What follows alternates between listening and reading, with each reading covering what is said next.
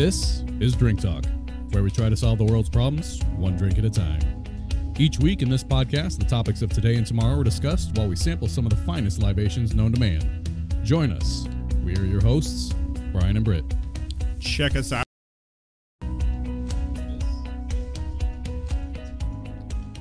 All right. Good evening, ladies and gentlemen, and welcome to Drink Talk, the podcast. Hello. We have some new guests on with us today, which is going to be awesome. Right? I'm excited.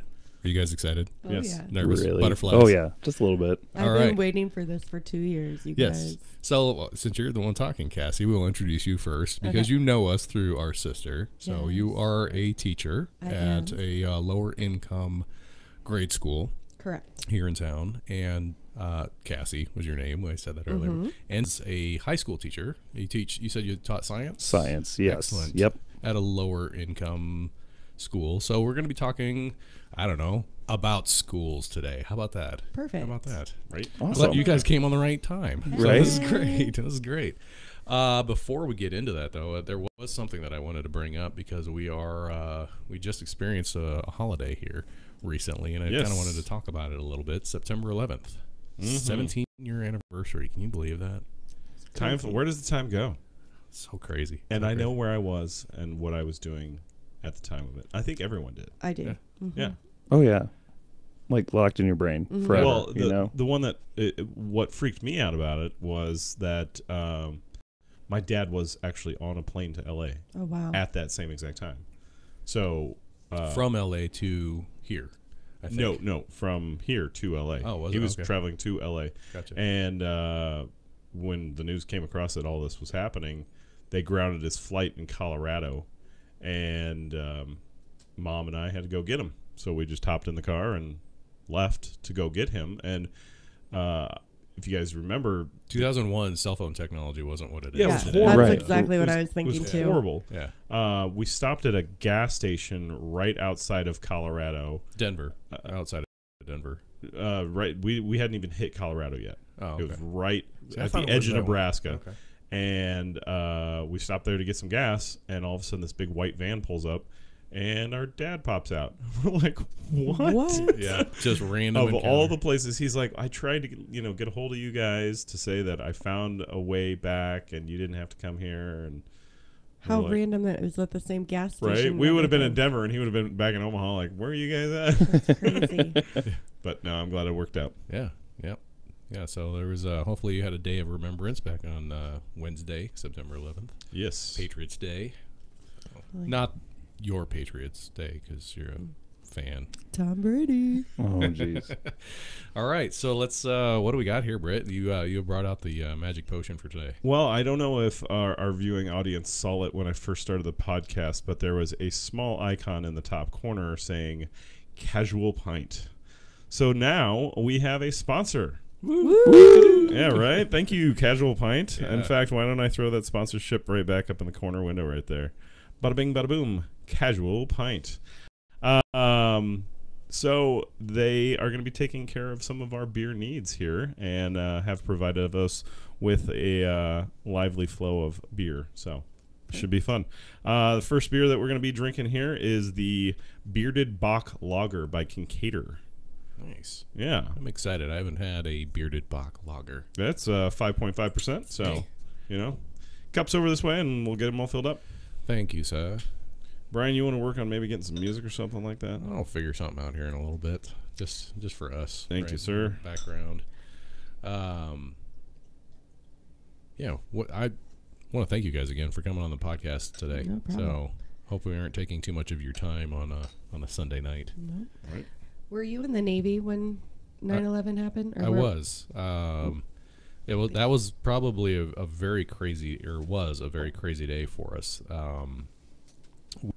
We were actually on a spin down because we were supposed to be on deployment September 19th. So the month before you go on deployment, there are two-week periods where half the ship goes and then the other half goes, so you can see your families and spend some time with them before you go on your deployment. So I had taken the first one, so I was there for the second one, and then September 11th happened, and I remember I was checking my email on the computer, and the guy I was working with, he yells at me to get over, to the TV, and he's watching the news, and we just see smoke coming out of the buildings.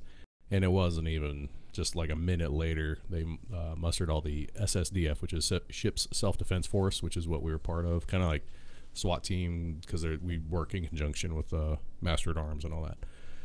And so we go up to the officers' mess, and they explain the whole situation. And initially, they sent us up to New York because the type of ship I was on had we haul Marines, and we had a bunch of beds, so we were going to provide relief efforts up there. So we gathered everybody that we could, and then that night we started heading north, and then we got less than halfway there, and they said, nope, go back, pick up the rest of your crew, head down, pick up your Marines, and head over. So and then pretty much the next 2 years after that, we were over there. So because we had Marines, so we were there a lot.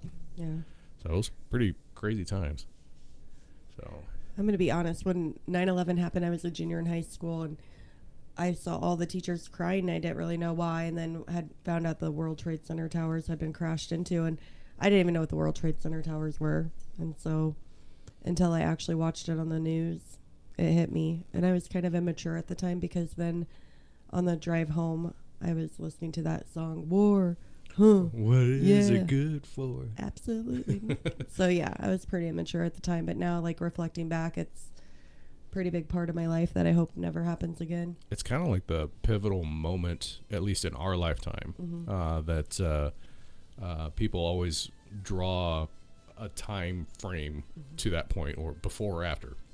And you always hear like pre 9/11 and post 9/11. So that's there's an entire generation, if you think about it. The next year, there's going to be people that were born after September 11th that are allowed to vote, which is kind of interesting when you think about it, because they've never known a time before September 11th. It's insane. I mean, I was in 5th grade, and so I was like at that very tail end, kind of where they all remember what happened and all that.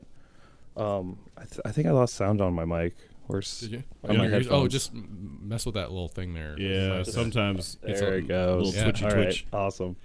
Yeah, no, I was like in 5th grade, and I had no idea what the World Trade Centers were, or for New York City, for that matter, to be honest. Like, I was just, Omaha. It's a or name little of a bubble. town here in the United States. Exactly. And so, like, I went to, like, the before-school daycare because my parents worked early. So I did not hear anything until our principal came on right as the second tower fell. And you could barely understand her on the overhead or the intercom system, because she was just crying, and we were just like, what? And it wasn't until like the afternoon that we got a TV in front of us, finally, that was all staticky and everything, showing what was going on. So where were you when the third tower fell? What? Oh, yeah. Yeah. I've been teaching it wrong all this time. Right? Yeah, there was, because there are multiple World Trade Center It was actually buildings. tower number Right. 5, Oh. but 3 towers fell that day. Anyway, let's drink some beer. Ooh. Clinky, Yeah, right. air clinkies. Yeah, there we go. Excellent. Ooh, yeah. Very malty aroma.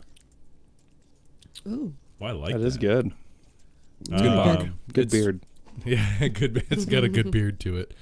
Yeah, this is great for this type of Well, I would say cooler weather, but we're experiencing some 90-degree weather here this week. So, yeah, this is good fall weather beer. Definitely. I should be eating some pumpkin pie with this Bach. That would I think that would characterize as Nutmeg a would go good, well with this. a good pumpkin pie with some Homemade whipped cream. homemade Ooh, whipped cream. Yeah. That sounds good. Mm-hmm. Thanksgiving. It'll be here soon. Sooner Not than you very know it. sudsy though. It's not. You don't get a whole lot of Oh, it isn't like very not carbonated. Yeah, it's very. It's like a not flat, but not very carbonated. I'm going to be honest. I'm usually not a dark beer fan. I know this isn't that dark, but I actually really like it. Yeah, Mm-hmm. you're trying new things. Right? I dig it. Very nice. All right, shall we get into the talk? Into the talk. I do want to thank you, Cassie, for sending me a lot of talking points, because Dan. Dan did that too, or was it We worked together on a Wednesday nights. collaboration? Is that what that was? Yes. Mhm. You guys had an Education. assignment. You guys, got together. Because, on Wednesday night, we help with our youth group. And so we were just chit-chatting, and he's like, well, you texted Cassie saying, what are some topics you want to talk about? And I was like, oh, I got a list. Like, let's go, Nice.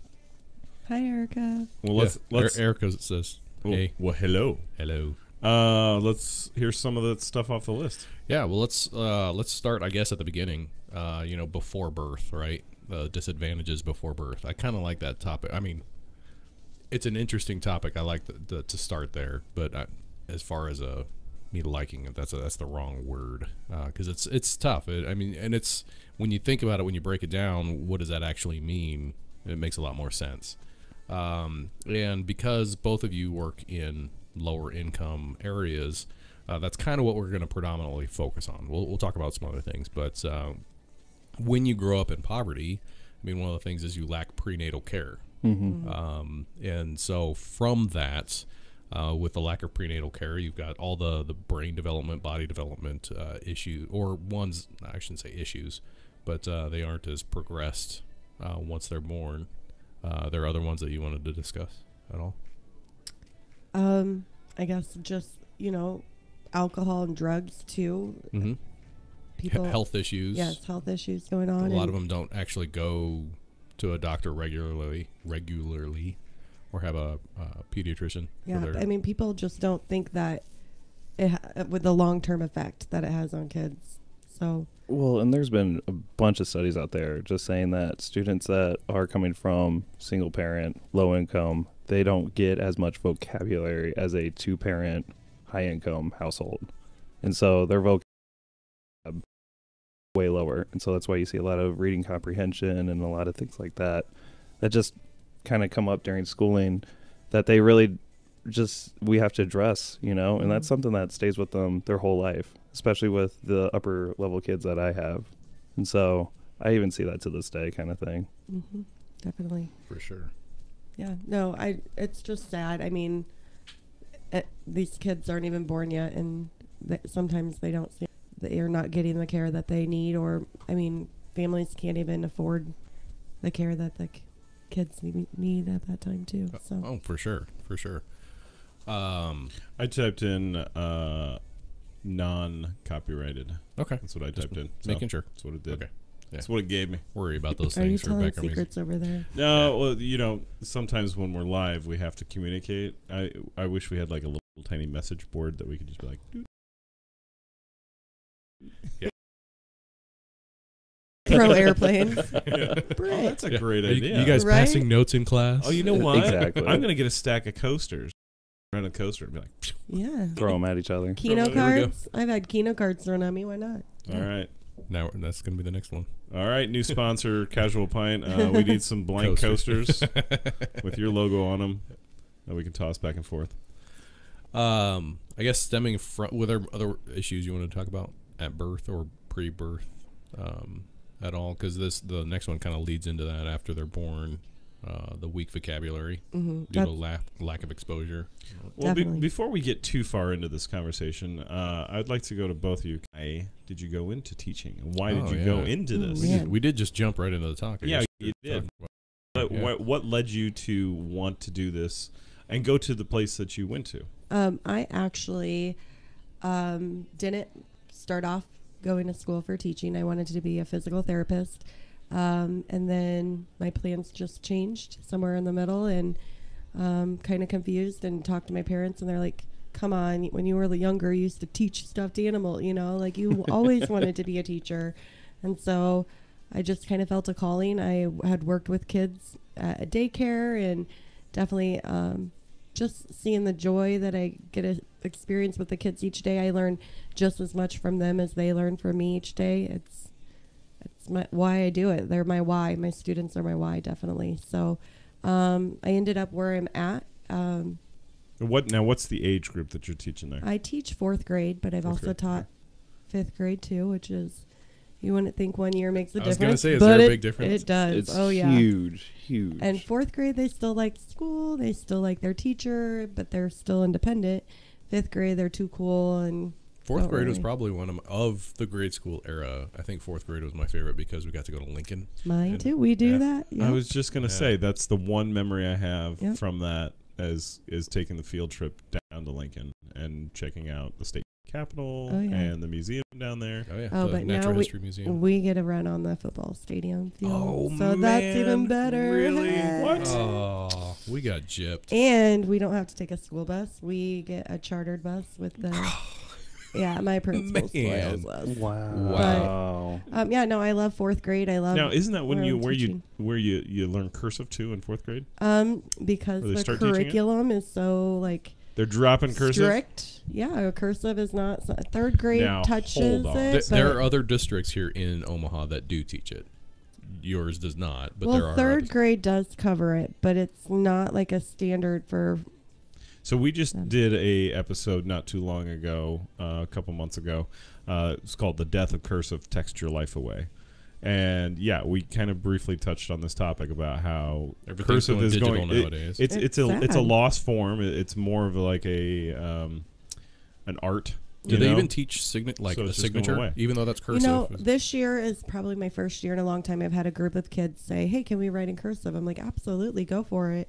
And they actually have really pretty cursive. So I know the third grade teachers in my school did work with them last year, but it's not something that, because we're so tight with our curriculum, I'm not able to teach it like I would like.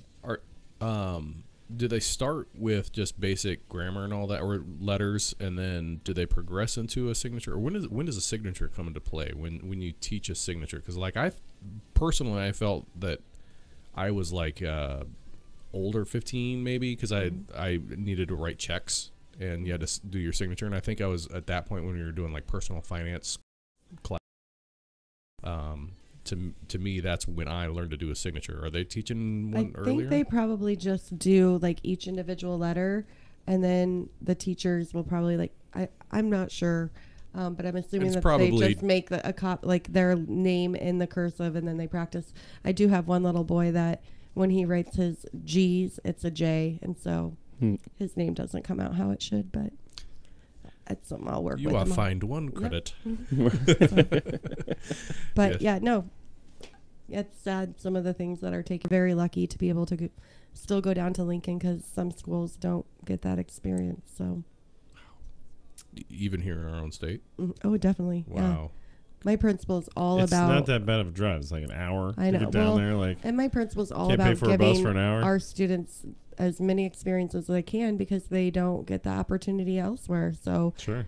if we turn to him and ask him, he is more than willing to support us in different places we want to take them. So I kind of wonder how many students actually know like about the unicameral and how unique that is. we and all that. teach that in 4th grade. So going down, Well, yeah, when you go to Lincoln. Oh, yeah. Yeah. mm-hmm, Nice. it's all about it in the history. That's why I love Yeah. teaching 4th grade. Nice. But I school, I actually subbed there and I cried. It was the first school I ever left crying. Like the kids were horrible, and there were 5 other adults in the classroom with me. And I happened to get a call from the district, and they're like, "Hey, we have a spot open if you want to go interview." I'm like, "Where?" And they stated it, and I'm like, "Oh, okay, I guess I'll try it out." And I went with my principal, interviewed with him, and I just told him my prior experience there, and he was very supportive. He said, in this neighborhood, it's all about trust. And once they trust you, they have a different relationship with you. Sure. And so I gave it another shot, and I love it. I absolutely love where I teach. Like I said, I learn so much from my students every day, and I'm so grateful for them. So Nice. So, same questions to you, but you're in a completely different neighborhood. You're on the other side of town. I am, yeah. So Cassie and I are literally opposite from where her school is versus where but I'm you at. do have some of my former students. I do, and it's just Here. because of how the district's set up. So Sure. here in Omaha, it's pretty relaxed. Like you could go almost anywhere. There are a couple districts that are closed off and things like that, but it's nice. I really got into teaching, kind of like Cassie said. It's a passion. I know there's a lot of people that start in on it, being like, "Oh, I love science, I love math, I love English." You And it's didn't like, do it for the money? well, I mean, the money and fame, That's what. So- Yeah, that's a great way to get into it. Right, is exactly. teaching, yeah. But I got into it kind of like what Cassie said. We had a very similar background where she worked at the after school program. I also got involved with the after school program and bumped into one of my former teachers, and she was just like, "Have you ever thought about teaching?" I was like, what? I didn't have many male teachers growing up, so I was like, oh, this is ridiculous. Like, why would I Gym get into teachers, that? that's about it. Exactly, and I Yeah. wasn't going to be that teacher that was like, all right, another lap, you know? Like, I wanted to get involved and actually teach a subject I liked. Yeah, now that I think about it, I'm just like, I never had the first male teacher that I had wasn't until junior high. You had Mr. Mhm. Sosi. I didn't do 6th grade at Ponca. Oh, that's right. That's right. I had a 4th grade male teacher, the best. Hmm. But Anyway, back to your There story. you Yeah, no. And so I've always had a passion for science, and so I knew I couldn't do the lower level.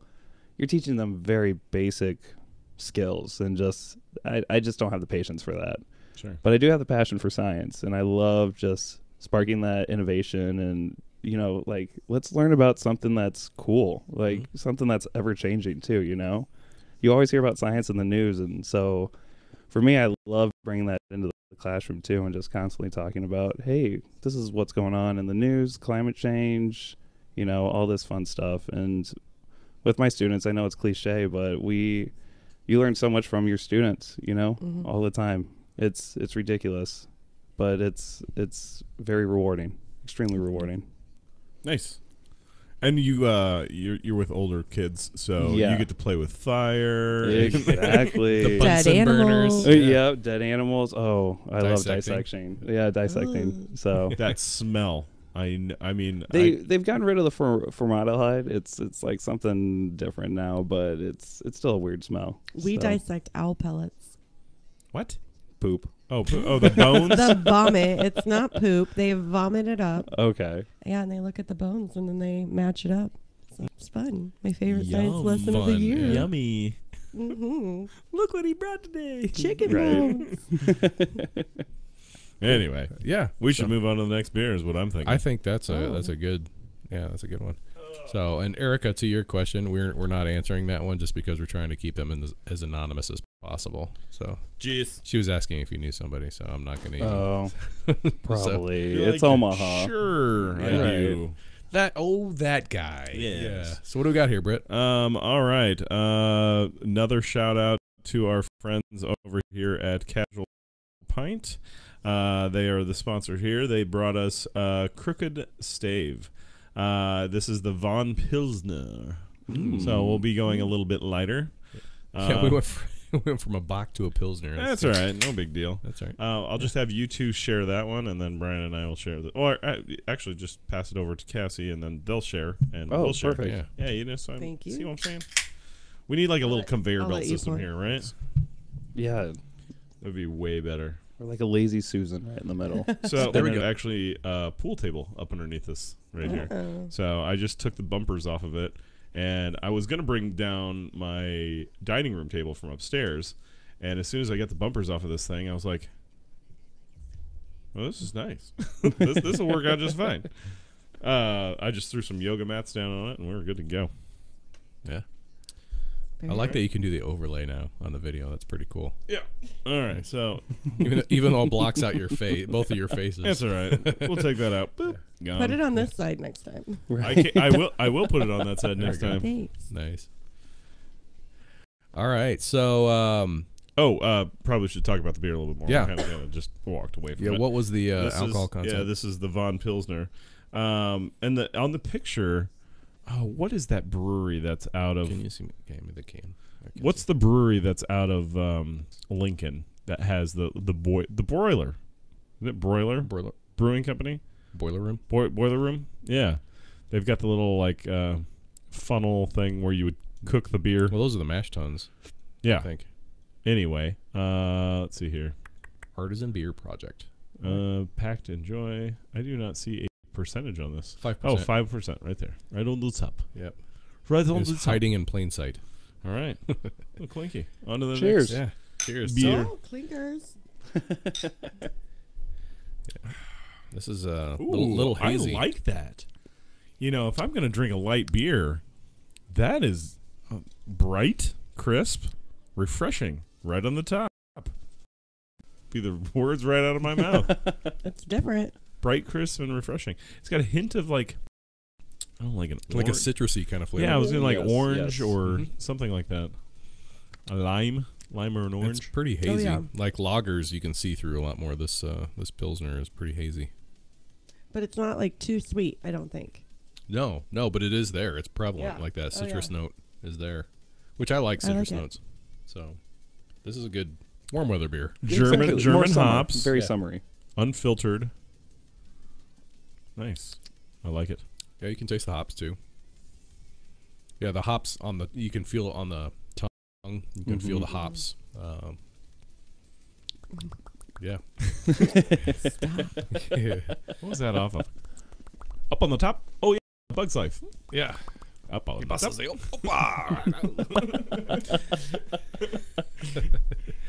All right.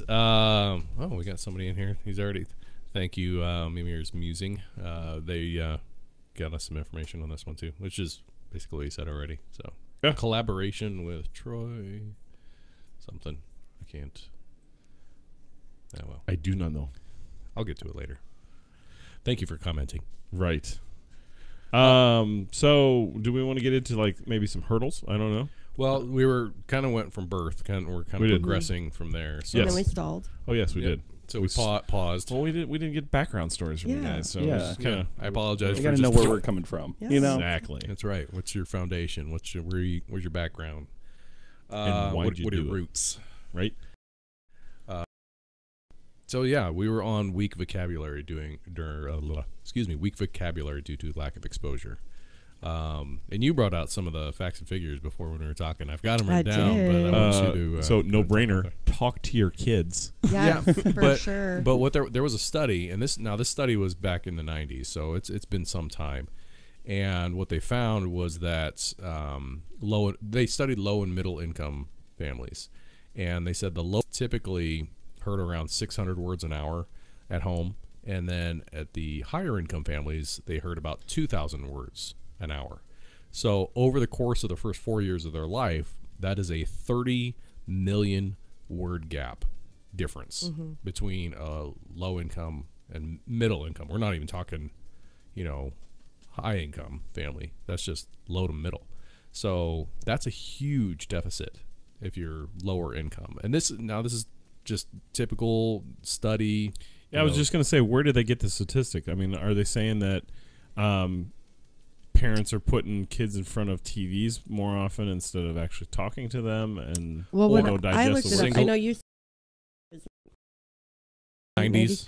When I looked it up, it was like the 2013, I think, was the Oh, that's even latest better. one, Yeah, and I was that's like, good. it's not that close. But I know that when they test the kids coming into kindergarten, some of the schools in the lower or poverty-stricken areas, they are coming in at like a 3-year-old level, as opposed to 5-year-old level five was supposed to be. 5-year-olds. So they're behind the level that they're supposed to be due to the lack of vocabulary, due to the lack of exposure. And it's So- because of the curriculum being so tight, it'd be hard to bring that one student up. You can do it. I mean, they have special needs programs, and Definitely. my wife is a speech pathologist, and she talks about having to vocally bring kids back up to where they need to be. Well, unfortunately, I mean, I know in the school that I'm at, the talks a lot and tells me all the time that it's not just one student. It's majority of her students coming into her that have that low vocabulary. Right. Just- And Erica actually brings up a really good point. She talks about, or she said, what about kids that are bilingual? So Oh, yeah. that's Right. that's a huge thing. If at home they're parents speak one language, Oh, yeah. and at school they speak another, they're hearing even less of the language that they're supposed. I shouldn't say supposed to. That's I guess the common language of less of. But you know what? To me, that would benefit. I would think that would be a benefit being bilingual, because I mean later on in life, Depending on it's going to be a bonus. I'm you going know? to say yes and no. I mean, because the school that my kids go to, they start Spanish in kindergarten, so they're See. they know more Spanish than I didn't take You see Spanish what in I high did school. I see. Ah. So I think yes, learning another language is great, but if you go home and that's all that's spoken at home, your English is going to be way more depleted or there's going to be a deficit for that because you don't hear it as often. And kind of like reading, the more you do it, the better you are at it. But to be honest, the kids probably spend more time at school awake hearing that English and practicing that English than at home. True, but you're also running at a deficit too, right? Compared to the other kids in the class. Yeah, true. And there are several schools out there that they started a dual language program. yeah. And so the program is set up ESL where, programs. well, No, dual just language is completely Oh, different. okay. Where Mhm. it is, you have Spanish and English, and it is. I'm not quite sure how the elementaries do it, but like in the high school level, about like your first quarter is all in Spanish, your second quarter is English, or there's other techniques where it's like halfway through the class they switch the language on them, and so they have to learn vocab for both languages. Wow. When it comes down to it. I did learn how they did it at the elementary level. So they have two options as teachers. Usually, let's say there's 4 first grade classrooms, 2 of them are Spanish, 2 of them are English, and the teachers buddy up and they'll have, they can either do like the morning in English and the afternoon in Spanish, or they'll do all day in English and the next day all day in Spanish. But yeah, those programs I believe are at 2 or 3 elementary schools Mm-hmm. already. Yeah, Interesting. I know our kids start at. I mean, there's an actual Spanish teacher there, and she goes into each of the classrooms, and then she, I think, once a week has them in hers. But yeah, if they continued on, like through grade school to middle school, they would start at Honors 3 Spanish But in with high that school. that program, I think they're just focusing on learning the language, where this is Correct. they're doing all the subjects in either Spanish or all the subjects in English. They Wow, have at a grade school level. they have textbooks Kids that are are also sponges. written in Spanish, and then obviously the English ones that Mm-hmm. we use. So, That's great. Well, but that's I think that, like Britt said, learning a second language in school is, I think that does, it wires your brain a little differently, which I think is it's a good thing. I'm jealous. I wish I could. Right. I know. Yeah. I tried taking sign language in college, and I couldn't even pick that up. Well, and that'd have been a great one to. I That's a know. great one to. And that's one thing we should also say too is dual language is different than that of ESL, Definitely. ELL, because ELL, What is ELL? Yeah. English language learner, Learners, yep. Okay. and so that's where they're first learning the language, Gotcha. and that's Well, a big thing. anymore. They're people- stepping away from the ESL label and going to ELL. They're pretty much Which the is same English is a second second language. language. Yes. Yeah, just Mhm. for those that didn't know. Right. And So- I mean, we see students that aren't just from Spanish speaking countries or Spanish speaking backgrounds. I mean, there's I have a high population of Karen. They are coming. Oh, I'm losing my vocabulary right now. But it's down in southeast part of Asia. well, no, but like they are evacuating their country because it's no longer safe. So what's that word? Refugees. Refugees. There you go. Yes, yes. Refugees, and they're coming and all. I mean, they just want to soak everything up, and it's the Mhm. coolest thing to see. But yeah, where I teach, it's a lot of Karen or Burma, and like I said, I love learning from them and hearing about their lives before they came to Nebraska. Yeah, that's so crazy when you think about where we are in the United States. That we're in like the center, and they have to Mhm. get all the way into the center of the United States. Yeah. It's pretty crazy. When you'd think it'd be a coastal thing, you'd see that a lot more in schools, but no, they're here in the Mhm. Midwest. Oh yeah. I love it. Bring them on. Yeah. And it's a long process to get into it, but I mean, we still get them, and programs are great. They're fantastic. Definitely. But so the vocab thing, stepping away from the Spanish speaking, going back just to the vocab. But yeah, like the 2 levels behind was one thing I found. And then I was kind of doing some research on like how to help students that have, that are falling behind and it's called the 3 T's. So tune into your, child, listen to Pay them. attention. Drop down. Take your cell phone. Put it Mhm. away. Mhm. Mhm. Tune Turn off Netflix. Yeah. Definitely. Talk to them more. Again, put everything talking. Take turns. Learn when it's right for you to talk and them to talk, and building that vocabulary that way. Also, I just think exposing them to as many situations, taking them places. I mean, they had the passport through Nebraska, just taking quick trips to those little passport things and exposing them to is such a big thing for students to build vocabulary on? I'm working on my son right now, doing that same exact thing. He'll 100 miles a minute and just be talking, singing, doing whatever he's doing.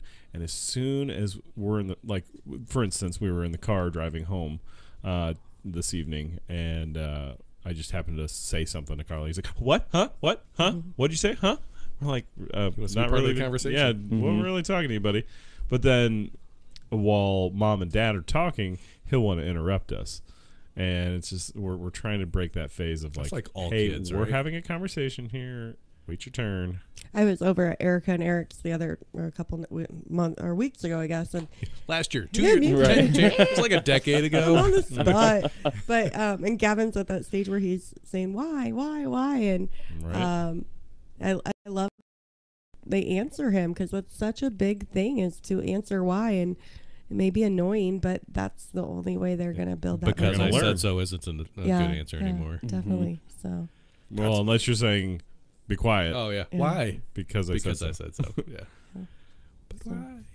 Danny, like, how are you seeing the lack of vocabulary affected in the high school level? So, especially when it comes into them trying to do any book work or just notes in that general manner, it's very difficult where they can't pretty much do it independently. And when that happens, I mean, think about if you can't understand something, what are you going to do? You're going to shut down, and then you won't respond. You'll just give up. And at that point, it's just negative. And so usually that's where we see classroom behaviors start forming too. And it's like, oh, it's because they don't understand, you know? And so it's pretty much just breaking down from a higher tier to a lower tier to kind of figure out where they're at and then slowly bring them up to that. And it's hard with science too, just because with science, we do have weird vocabulary, you know, and it's these A lot of Latin. exactly. Yeah. Latin and Greek roots. and- Periodic table. exactly. And they're not exciting, you know, No. like What? I love it. mitosis, you know, it's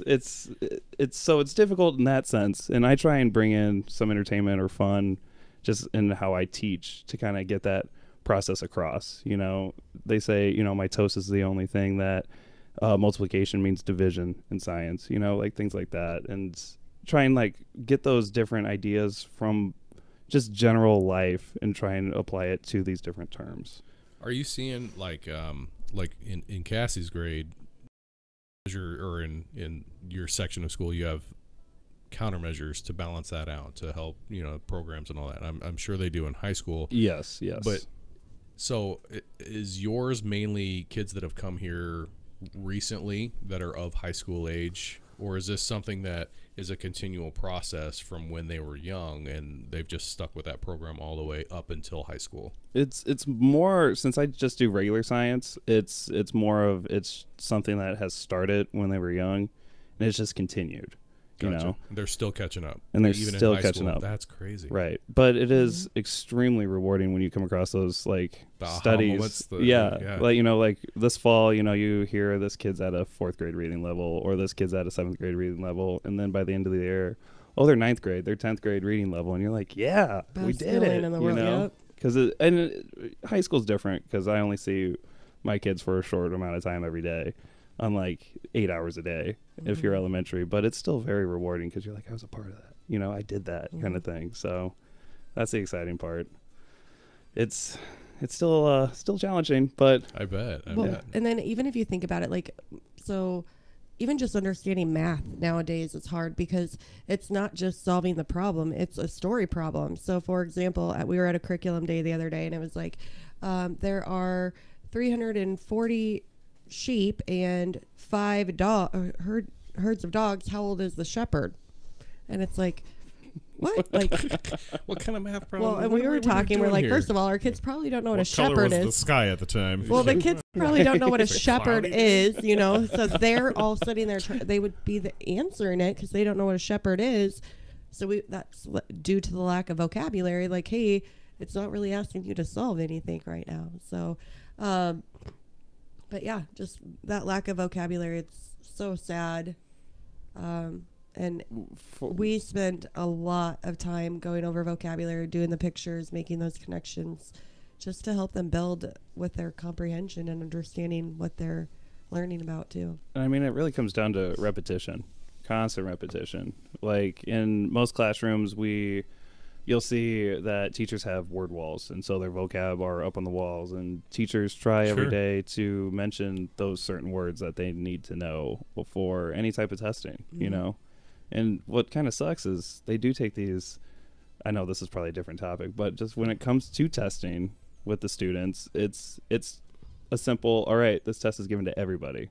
Sure. Doesn't matter if you're from a dual language, ESL, ELL, you know, background, or this is your first year with school ever in the United States kind of thing. And so it's difficult in that sense because you have to try and get them to that level, because back on your school and reflects back on you as the teacher. And so you're like, well, I'm dealt a hand of cards that doesn't have cards in it, you know? Like, I got to make this work somehow, though. Do I dare say No Child Left Behind? And does that mean that you have to start teaching to the test instead of actually working on more broad curriculum?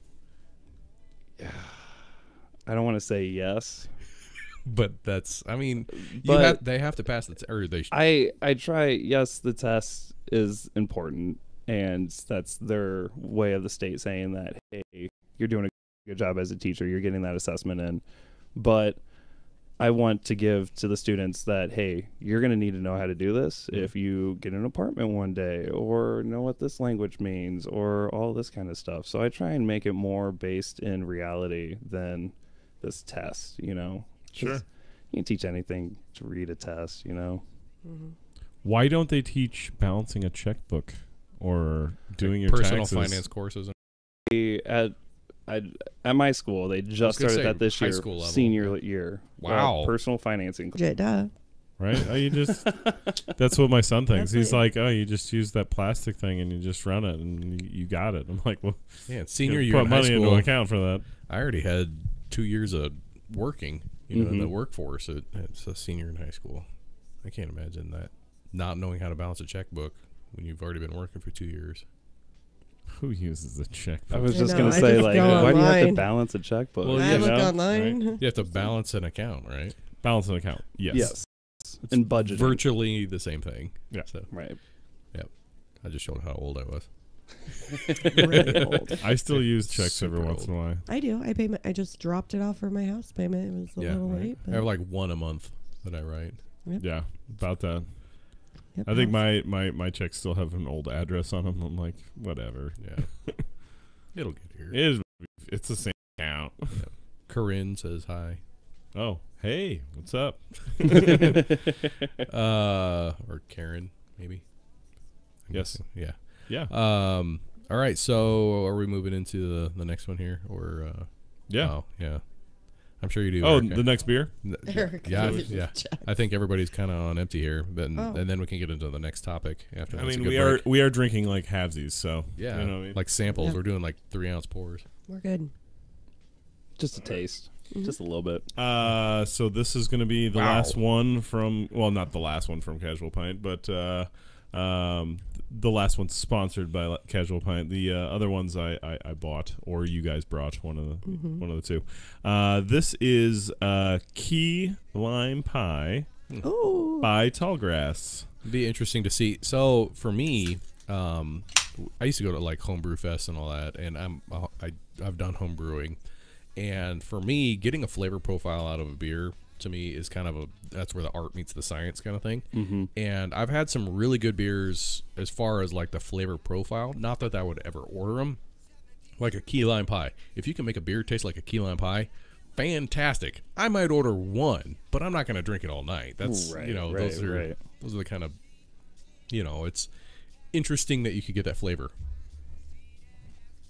But beyond that, I don't know that I. Well, nowadays, I mean, all alcohol has weird taste. I mean, my sister was just telling me about how they have a cucumber vodka out there and things like that. Yeah. I'm like, what? I actually like cucumber water, so I might actually be interested in trying that. Yeah, she I was do. I not like a fan, cucumber water but myself too.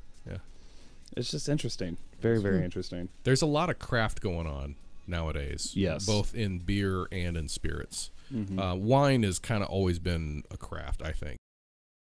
That's what you do. I mean, there's obviously the big label ones, and the Boone's Farms and all that. But when it comes to like craft spirits, that hasn't been really a thing much. other than just how you make it. But like craft beer is huge on the rise, and craft spirits are gaining in popularity as well. People are taking pride in their work. Right. So, all right, to that. Cheers. Like It's a lot Oh clearer. yeah, I than- can smell it. I smell the key lime. Whoa. Whoa. Yeah. That really does taste like a key lime pie. So Not what I expected. From a beer. it's a key lime pie, but it'd be like a key lime pop. Very lemon. Yes. Key lime soda pop. Very Almost. lemon limey. Fun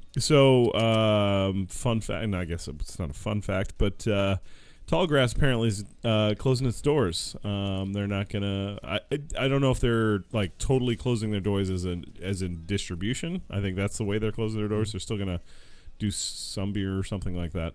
But get this while you can, because you're not going to be able to. So.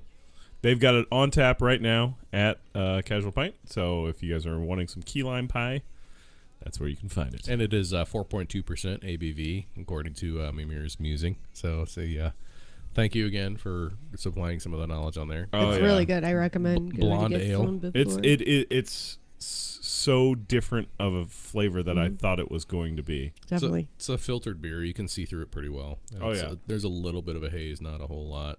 But yeah, Oh, The hands down. the flavor is like a lime. The lime's very prevalent on there. You know, I'd say if you're not a beer drinker, this would be the first beer to start with. Hey, Damien. You know what I mean? Thanks like for joining. if they're like, oh, I just can't do beer, I'll try this one. It's good. I'd be like, is that what beer tastes like? It's amazing. It's great. Yeah, I don't know that I would drink this. This is more of a just like a sit down, sip and drink. I don't know that like on a hot day that I would want to, because this is a pretty flavor forward beer. Yes. It's not a thirst quencher. It's more of a, you want to sit and enjoy this. Mm-hmm. Maybe pair it with something. Maybe Not pair it with a sweet. key lime pie. Right? Talking about the pies. Yeah. What There did you we go. want to put our last beer with for pie wise? Oh yeah, should we rate these in order so far? Is where we're at on what we like the best? So far, I'd have to say this is probably a clear winner because it's the most unique Definitely unique. for me. I'd say it's the most unique, but my favorite still is the bearded Bock. Ooh. Just because I like darker beers anyway. That's kind Sure. of my. To me, it was a little flat. You know. Yeah. I mean, not as in like it's been open counter for a long time. Flat, more of a because right at the beginning it had a little bit of a kick to it, but I don't know. Just to me, it was okay. Mhm. It was okay. But we're in that season. For me, it's like a seasonal thing. Like the darker beers. Tis Yeah. the season for Oktoberfest. Mhm. Yeah. And it tasted like a German style Tis the beer. season Definitely. for pumpkin Reminded me of spice. October. Oh, yes. Well, it's a Bock, which Yeah. is German. So I saw all the pumpkin beers coming out. pumpkin spice, all the things. Right? Yeah, I do like pumpkin pie. So pumpkin spice to me is fine. It's But okay. in everything, come on. It's a good thing I didn't bring that pumpkin beer over than that I thought about getting. Oh, man. I would have drank it. Yeah, You know, I would have. tried it. I haven't tried a whole lot of pumpkin beers. I think I've had one. So I think Thunderhead makes a good pumpkin beer. There's a lot of people that make pumpkin beers, but yeah, good pumpkin Good. beers. There- yeah. Right. That's the key. Yeah. You got to find a good one. Because you don't want to like when it starts tasting like syrup in beer. No thanks. Right. Exactly. Sounds like it kind of just tastes like you cheated. Just like, we're just gonna mix. We're gonna do an ale, and oh yeah, we'll just pour pumpkin spice in it, and there you go. Good to go. Yep. All right. Yeah. No, this was good. I like it. So, are we gonna like do a total rate, or are we gonna do that at the end? yeah, Do that at the end. sure. Okay. Why not? We'll get around to it. All right. I So agree with Britt though. I think this one's unique. I like it. It's very. Key I'll lime. give it the most unique. I will say that. Yeah, Yeah. I still like that Von Pilsner better though. It's better. It's well, there you go. It was this a is crisp, just clean. too much, They're really right? different.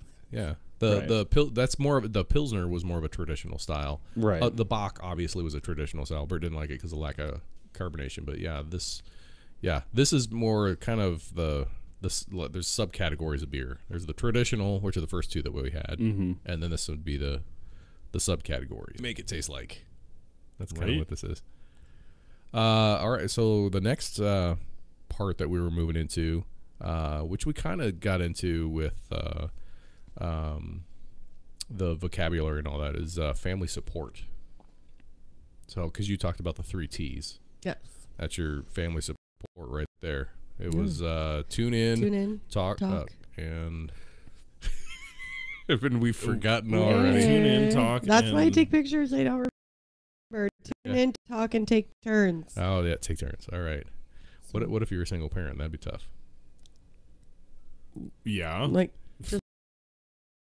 take turns with what? take turns with the child. Like, take turns talking. I thought you meant and like, listening. tap out. Husband, your turn. Next, yeah. Next. I thought that's that kind of take turn. No. Okay. No. As in, don't be distant from your child. Gotcha. Be with them. Make sure that In the moment. talking to them in the moment. Guy from time to time, and he'll just, dad. I'm just like, How many dads does it take before you're fully present? I hear you. Give me a moment. Yeah. If you don't answer me right now, You're right. I get that too with my girls. Like, they expect an answer like right now. Like, I am still processing the dad. Okay, the first one. Give me a second. I'm coming. Okay, all right. Now I'm here. All Try right. being a teacher and having 20 of them. Oh, jeez. yeah. You do know that I'm in the bathroom and the door was closed before you came in, right? I don't have that problem. Hopefully your students aren't following you No. Right. into the teacher's lounge. But here at this house, it happens. Yeah. It happens at a lot of parents. There are a lot of households with kids. Right? Come help me with this game. No, not right now.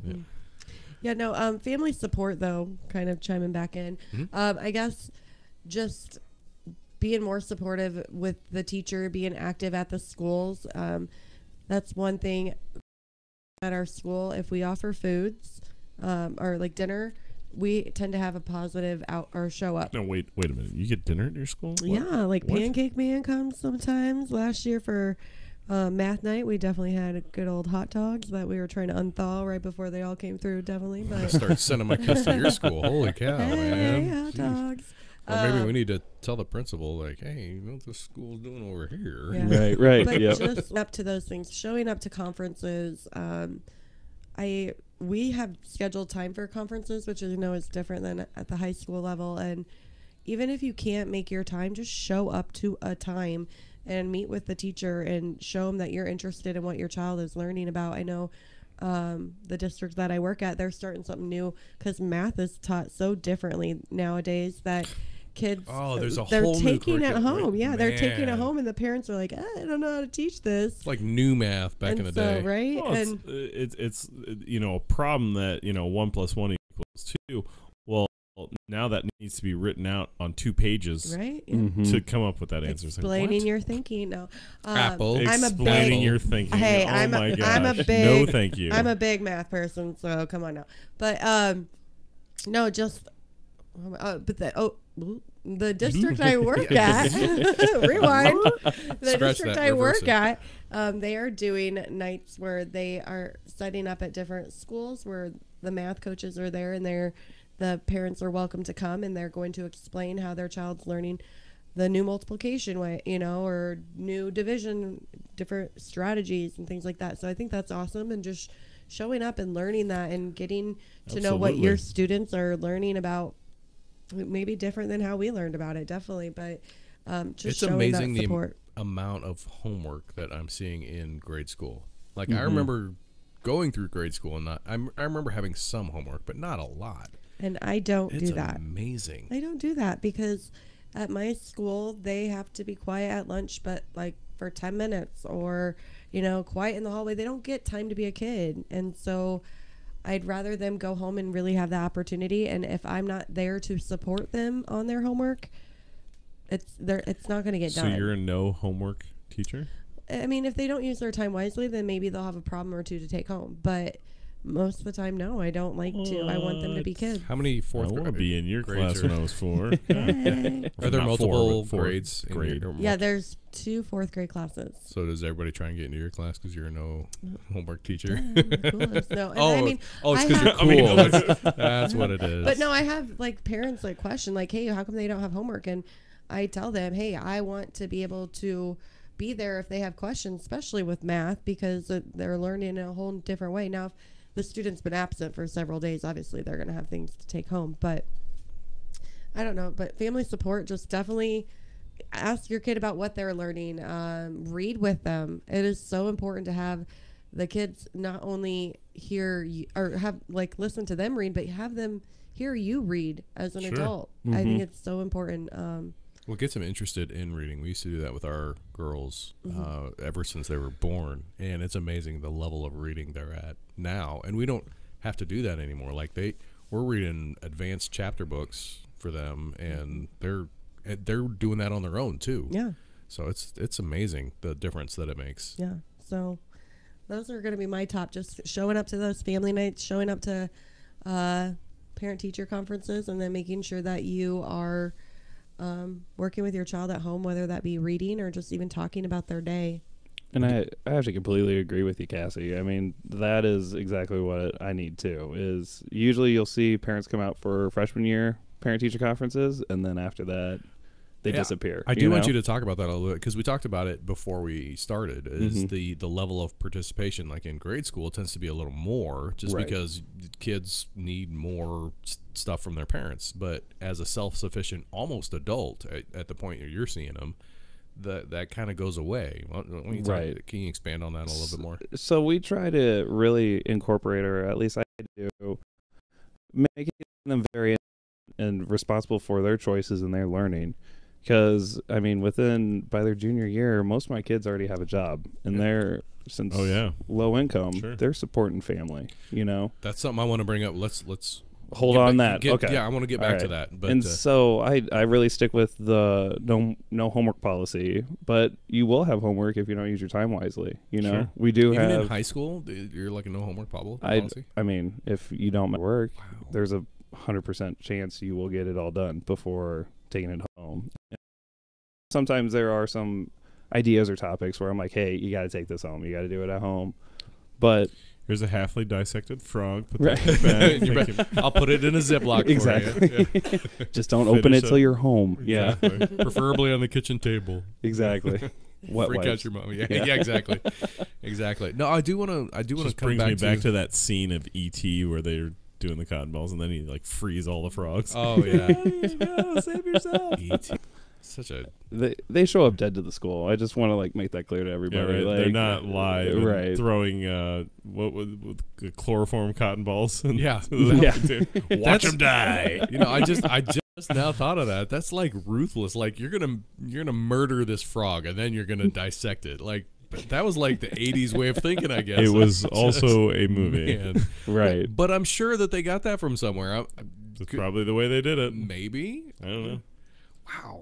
They've changed their ways. Do you have to order those on like your annual Oh. order? Oh yeah. Amazon. Oh yeah. Is that on Amazon? I got an order form for that. No, there- you actually, got your like, science we companies. have annual orders know. that we have to fill out what we want. Oh, mine's due this week. Oh, thanks for reminding me. You're welcome. Right? You're gonna have to go back and watch this to get all Exactly. the notes from that. Well, and we actually don't do frogs very often. Fetal pigs is kind of the choice. So we use Dissecting a whole pig?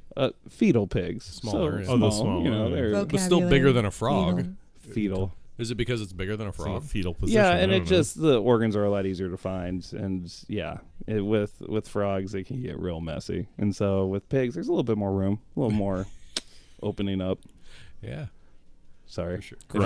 anyone's got a queasy stomach here. No. Do not. No. Queasy was one of our vocab words. Ooh, look at that. I'll have my kids watch this.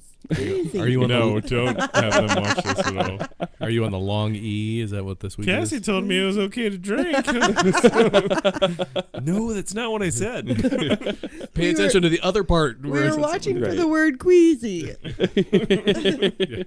Bonus questions if you can tell me when it was in the podcast. Mhm. Right? That's when we all took the shot. of orange juice. Of orange juice, Yeah. yes. I do want to circle back to that teens supporting the family economically. That is something that Cassie brought up, and I don't know if that was something that you put in those notes, but That would be that's Dan. That like, me. yeah. Let's talk about that because that's a very interesting dynamic. That when we talk about like low income or single parent households and teens forcing teens to help support the family. I don't know if forcing is the right word, but I mean that's Forcing is not the right word. It's not really forcing, and I mean, if you look at it, daycare's not cheap, especially No, it's if not. you're the oldest of 5. You know, having 6 kids go to daycare. oh, you know, got to have a stay-at-home parent at that point. well, and when you're coming in, Right. you know, so a lot of times I do encounter students who are like, "Hey, Mister, I won't be at school today or tomorrow because so and so's sick, and so I need to stay home with so and so." And it's like, okay, cool. We'll get you caught up when you get back. You know, thanks for letting me know, kind of thing. And so there's a lot of times where you'll see that they are the babysitter, they are the stay-at-home mom or dad. Sometimes when they're the It's older crazy sibling, to think about. and so, you know, they just don't have that same support. And it's a lot more responsibility. And so Oh, I yeah. can totally see on these high schoolers how it's stressful, you know, being a parent at 16 or 17, you know. Go get a job Well, and go to school at the same time. exactly. And watch the kids and Yeah. then somehow get a scholarship to go to college because and get your homework done and all that. Yeah. But like Brian said, I mean, I remember having a job for high school, but I wasn't supporting my family. You know, I was doing it for so I had Hangout my Gas money. money, yeah. yeah, Cell phone money. So that's a whole different set of pressures being put on. Oh yeah, especially high when school student. your house might be taken away or the power's Lights, turned yeah, off, you know, exactly. all that. And so it's a totally different stress. And I know that was one of the questions we brought up too, was what's the biggest challenges we face every day? And it's sometimes just attitudes and how you don't know what you're going to get some days. You know, you might get this kid who doesn't Yesterday, have 2 days ago, power. he was fine. Right. Today, he just is closed off, and because the power got shut off at his house and now he Right. feels responsible for it because now he he's didn't taking cold showers. yeah. Exactly. You know, that would put me in a bitter mood. Right? Wow. Yeah. I can't imagine. And so, I mean, the best way that I overcome it is you got to be flexible. You know, you got to be understanding and you got to be able to work with what you're dealt with. And so, and I tell the kids that all the time. I'm like, we're not all dealt, you know, a royal flush in our hands, all right? But we're going to make these 2s and 3s work, you know? And that's kind of how I deal with it in the high school level is as long as you make the initiative, we will get there. We will get it all done. You will be okay, you know? And it's just that constant reminder of, hey, we are stable here at school. What happens at home happens at home. We'll take care of you here. That's kind of what I always want to bring to my students is, well, I got you, you know? Nice. Well put. I like the deck of cards. That's nice. Those metaphors. He's a good guy. Yeah, no, that's, you know, Hey John, thanks for joining. make your 1s and 2s your own royal, essentially. Exactly. Yeah. And it's very powerful. Not that there's 1s in a deck, but you know what I mean. Aces. Aces. What's Could be ones sad or is 11s. there's a lot of teachers that probably aren't like that though, and aren't accepting and understanding of the backgrounds and the kids having to work or having to stay at home, and it's kind of sad. Our curriculum day on Friday, we had a speaker come in from low end Chicago talk about his AP class is doing so well because he's so flexible with his kids. You know, it doesn't mean that we have to test on Friday. And I actually just did that this week. On Wednesday, I was telling my AP kids, hey, we're going to have a test Thursday. And they're like, Mister, I have this and this and this and this. I'm like, well, you want me to move it to Monday? They, hands down, all of them were yes. And I was like, okay, all right, we'll do it. You know, we'll just crunch the curriculum and we will do it on Monday. It's as simple as that. But there are those older teachers who... Sorry, I already just It's in the Thursday. planner. Yeah. Yep, it's Thursday. We're working I wrote Thursday. it in pen on Right. my It's hilarious. I was thinking the same thing. In cursive. in cursive. So it was disguised. Nice. Right. Hey Sean, thanks for joining. I guess we should. Are we good on the family sport, or is there anything else that you want to say before we move into the next one? I was going to say most low income schools, we do have great community engagement. And so like at my school, we have every month some sort of community engagement, some parent engagement. hey, come see what so and so's doing at our school, kind of thing, or hey, this is what's going on in the community, what you need to know as a parent. And so the school's really good about that. I mean, My wife teaches in. thinking the shooting star, what you need to know. Yeah, right. the more you the know. more you know. Oh, the more you know. That's what it was. The Close. school my wife teaches at is they do have a lot of low income families there, and she said they've stopped curriculum night just because they have no participation in it. Really? Like, yeah, but parents just don't show up for it. She said that if they don't like Parents offer, just don't understand. Yeah, Is that what you're saying? Well, like, I guess. we don't have a PTA, but we have a principal parent chat. And again, we offer food. And I would say there's probably 10 families that show up. Yeah, food, yeah, for So, sure. But yeah, that's just a way for him to kind of communicate what is going on at our school. And if we have 10 parents, if we have 2 parents, hey, we have those parents there that want to be supportive. So we appreciate it. You down with PCC or PPC? Yeah, you know Yeah, me. yeah, you know Parent me. participation. Yeah. All right. All right. So That we're was gonna a stretch. Yeah, I was. Don't quit your day job. So I won't. This is another one from your list, and I don't know who did. Minorities and diversity issues. Is that from yours, Cassie, or was that from yours, Danny? I'm trying to remember why we put that one on there. I mean, it is. Well, you'd have some troubles with, I think we just talked about like the higher number of low income families come from minorities. Mm-hmm.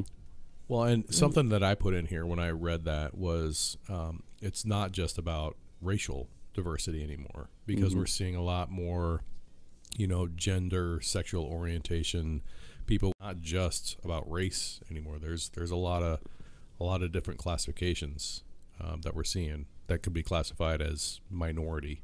And I think especially at the high school level, I don't know that you would see it as much, especially gender and sexual orientation, maybe not as much in the grade school, but at the high school for sure you would see that more. And it's I can't speak for every school here in the metro, but at our school it is very, very opening, very accepting. There, of course, are some teachers who just will be degrading towards those students, but for the most part, your student population will be accepting of who you are. As long as you're a good person and respectful. You're not mean. Right. And that's the thing. Don't be mean. Don't be a bully. Yeah, don't be bully. Exactly. That's They do say like Very that well put. from like the millennial generation and back are like the most accepting generations of people, just because they've been exposed to that more than our generations and older. So I totally get that. And it comes down to the internet. I mean, you can find anything and everything on the internet. Good, bad, ugly, or otherwise. And you can see kids programming now is starting to really switch and talk about trans issues and having gay parents and all this stuff. And so you see a lot of starting to see these students grow up with this, hey, it doesn't matter what you are. As long as you're nice, I'll be nice, Yeah. right. Yeah. But also on top of that, I think with the minority and going back to the race, because race is still a huge problem, It is. is that we are seeing a huge change where there are a lot of minorities that are coming up through the system and they're not being represented. And so a big push at my school is you need to go to college. You out there, you need to show who you are, where you came from. Represent us as a culture. And then come back to your community and say, hey, I made it. This is What I what you did. can Well, do. we even, right. I mean, we even at the elementary level just push graduating from high school. We started last year, one of the last days of school. All the seniors that are going to be walking come back in their cap and gown and walk through the hallways, and all of us line up through the hallways and cheer and everything. And it's just so exciting to see. And I try and push that for my students like this. And you have no idea, you know, these big bad seniors who are like, you forget school, this and that. But honestly, that is one of the best things I love as a senior is going back to those elementary, those middle schools and walking through and seeing their old teachers. And you can tell those teachers. How are small the lockers were, Right, exactly. They were that short? Right. You were that short. You want to know something interesting? My first group of kiddos that I had are all seniors this year. Oh, wow. Yeah, how cool is that? Even like when I student taught, they are seniors this year because I student taught in a second grade, and then 2 years later I got a job in a fourth grade classroom. So both those group of kiddos are going to be graduating That's seniors. crazy. It's That's so cool. funny. My first freshman class is graduating this year. So, Hey. right. Oh, graduation's going to be just a ball fest. Be Yeah. back in the Kleenex, just like, oh, my babies. Not you, but you guys over there. right. Except for you. You Yeah. don't deserve. But yeah, Bonus points if you're going to college for science. right, right. But no, I mean, even at the elementary levels right now, they push that going college bound, and each classroom tries to get sponsored by a certain college and get those T-shirts in, and just trying to tell those kids, hey, this can be your future.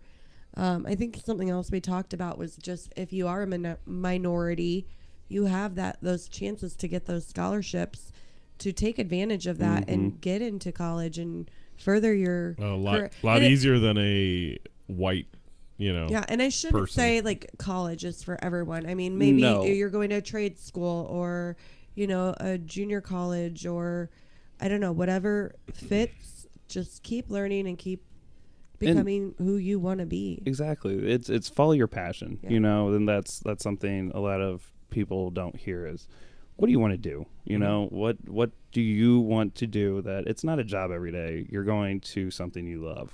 Yeah. And I mean, Cassie, that's what we're doing. At least that's how I feel is I love waking up and going to school every yeah. day, And try and set something realistic. Like, I want to make $1 million. Great, that's a good goal to have. But I mean, let's talk a little more immediate. Right now today. Right. Yeah, in the elementary How do we get level, there? they all want to Mhm. be like NFL players or NBA players, and I'm like, okay, what could be something else that we would want to do? Because in reality, not too many people make it in the NFL or NBA. So yeah, just not steering them away from that, but trying to you get them could to be the think of other person that possibilities. brings them the water.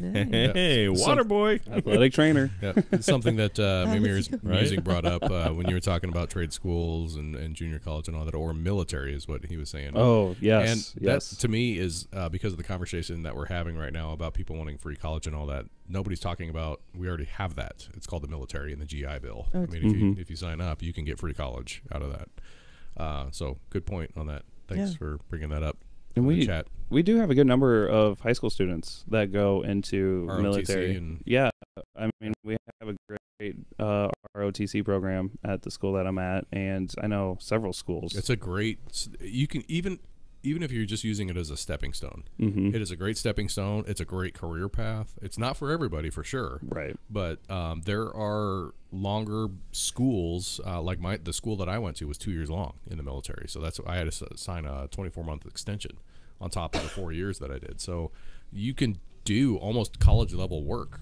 in the military. It is possible. Yes. Next, on to the next. So, going with your future is bright, but you don't know where you're going in your future. We are going with the mystery bear. Oh, this. So yeah, why don't you talk about this, Bert? What this? Kind of nervous, kind of excited. So, I'm gonna keep pimping out Casual Pint right now on tap number 11. They have a mystery beer. They will reveal what the beer is when the keg actually finally blows. I have my ideas of what this is. In fact, I commented on Facebook what I thought it was, and 3 or 4 days later, I went and back and had some more, and retracted my statement that I wrote there and put a new thing in. So I have my ideas of what this is. So right. I'm excited So to try it. when is the reveal? Is there a reveal? When the reveal is happening is when Once the the cake is done? When the cake blows, that's when they'll let Gotcha. people Okay. know. All right. So we'll get this poured out and passed out. Mystery. Mystery beer. Yeah. I do like these growlers that they have, the stainless steel ones. They're the clean canteen growlers. Super cool. I dig them. So, are we trying to guess the name of it or what kind of beer it is? What kind of beer it is? Yeah, I don't know that that'd be tough to say. No, this is the fresh squeeze IPA. Right, that'd right. That'd be tough. If you can, kudos. But let's Not let's that just, good. let's just try a style first, and then we'll go from there. Break it down. Yeah, break it on down. All right, Clinky. I'm Oh. good. She doesn't want to get too much of the mystery. Yeah. All right, so. I know I can't smell too good right now, but it kind of smells like a vanilla. Right. It does. Yeah, like a vanilla bean almost.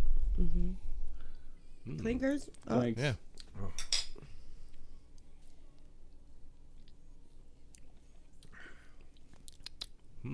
Doesn't taste like a vanilla though. no. No, you don't taste vanilla.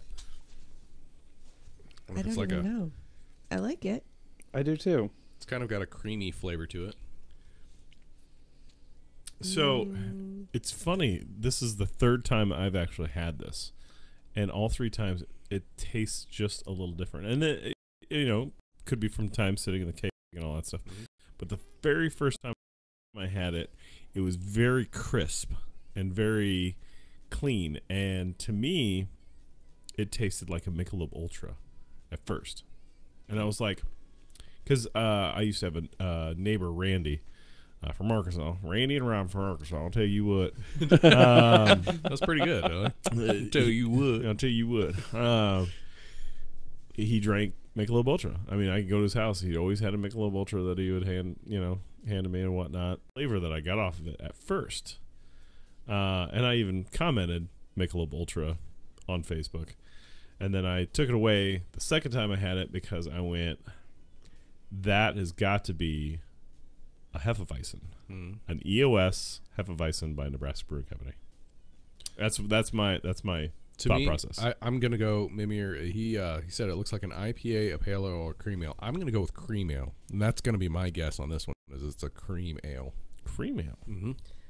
Like I might even go as far as to say it might be a Code from Lincoln cream ale. That'd be my guess. All right. So we got Nebraska Brewing Company, EOS. We've got Code. This doesn't taste like a Hefeweizen to me. Hefeweizens have kind of that banana-y flavor. I was just thinking, with Oktoberfest coming out, he would want to go with more of a German-style beer. And I looked up EOS on Nebraska Brewing Company, and there are so many awards going for the EOS. And I don't know. I just thought that's what it is for I'm me. going to be honest. I just started drinking craft beer probably about 2 years ago. Congratulations. Brother, Welcome to the I club. Welcome know. to the club. Exactly. Right? We're gonna get you that chip, the 2-year chip. Yeah. And I The token. don't venture too far from. What's you your know, favorite kind of style, I should say? I like Blue Moon. Okay, I mean, that's a good starter. We went to the Blue Moon Brewery in Denver and Yeah. just tried some different beers there, and so I like Blue Moon or Vanilla Bean locally. Vanilla Bean is huge. That's become like their Yeah. flagship at I like- Infusion. Vanilla Bean, is that what you're talking about? I like Ooh. Lucky Bucket, the No. strawberry one. What's that? Strawberry. Blonde, the strawberry blonde. Yeah. So in the I'm- summer. So with you just But I saying don't that, know. I'm wondering if Infusion. Infusion's coming out with something new, because it's definitely It got a smells vanilla. like vanilla. I Yeah. can like. But I'm sick, but I I'm not smell tasting that that vanilla. vanilla. I don't taste taste You it. smell it though. But Yes. all the Yeah. beers being made by other beer could just grasp that flavor a little bit, That's true. because it's just wafting in the air. It's Ooh, I'm not good at guessing. So That's very good. I like. This could be something from Infusion. okay. could be. That's my guess. I was There gonna you go. say, I almost think it's like a pilsner of some sort. Like you said, that Michelob. I don't. It is crisp. It is The- very, very crisp. Um, I just don't know. I honestly don't know. I'm gonna let it marinate for a little bit. Exactly. So as we Let move. it open up. Yeah. Area. All right. So the next one, this one, I even looked up the chart for Maslow's hierarchy of needs. So, Oh, yeah. do my research on that. I'm one. glad you did. Yeah. So, and was that you that put in the Yeah. thing there? And you said basic needs not being met. So why don't you Yes. expand on that since this is your topic? Well, they talk about that at like when you're going to college because Yeah. when I went, it was never brought up, but now we do talk about it a lot in staff meetings. So I was just Hold wondering. on. What was this again? What the name of it? Paslow's Maslow. I was way off. I don't even know what it is. Did you go with like Pavlov's dog? Is that is that what you And ring the bell? This is r- Maslow's. instead of Pavlov, it's Maslow, and he came up with this pyramid like that. Reminds me of like the old food charts that they used to have. Sure. Where your carbs, your fruit, your veggies, things like that. Here, Britt. very similar to that. And all it is pretty much saying that in order for you to actually move up and become self-actualized, that's like the whole goal, where you are fully aware of what all is going on. exactly, yeah. all the time. You have these different hierarchy of needs in which you must fulfill in order for you to understand who you are and what you need in your life. And so just the bottom layer, the physical needs, and that's things like sleep, water, food, things like that. A lot of times we don't see those basic needs being met at either Cassie's level or my level. Now, when you're talking, I did not achieve them this weekend, so I mean, now when you're talking basic needs, because I mean, like you said, it's the pyramid. So how far up are we going? Are we even just talking the base level, that the lower psychological level. Yeah, needs? food. So air, water, food, shelter, sleep, clothing, and reproduction that's the base of the pyramid. Yeah. Mm-hmm. So, and then you get into the next one up is safety needs, which is your personal security, employment, resources, health, and property. The next one would be love and belonging, look at you got it pulled up. All right. friendship, intimacy, sense of connection. And then you have esteem as the next level, respect, self-esteem, status, recognition, strength, and freedom. And then the top of the pyramid is self-actualization, which is the desire to become the most that one can be. Be all that you can be. Going back to the esteem one, I also have in mind the respect for others. Which And one? RESPECT. The second layer to the top. Oh, gotcha. Just Esteem. like respecting each other.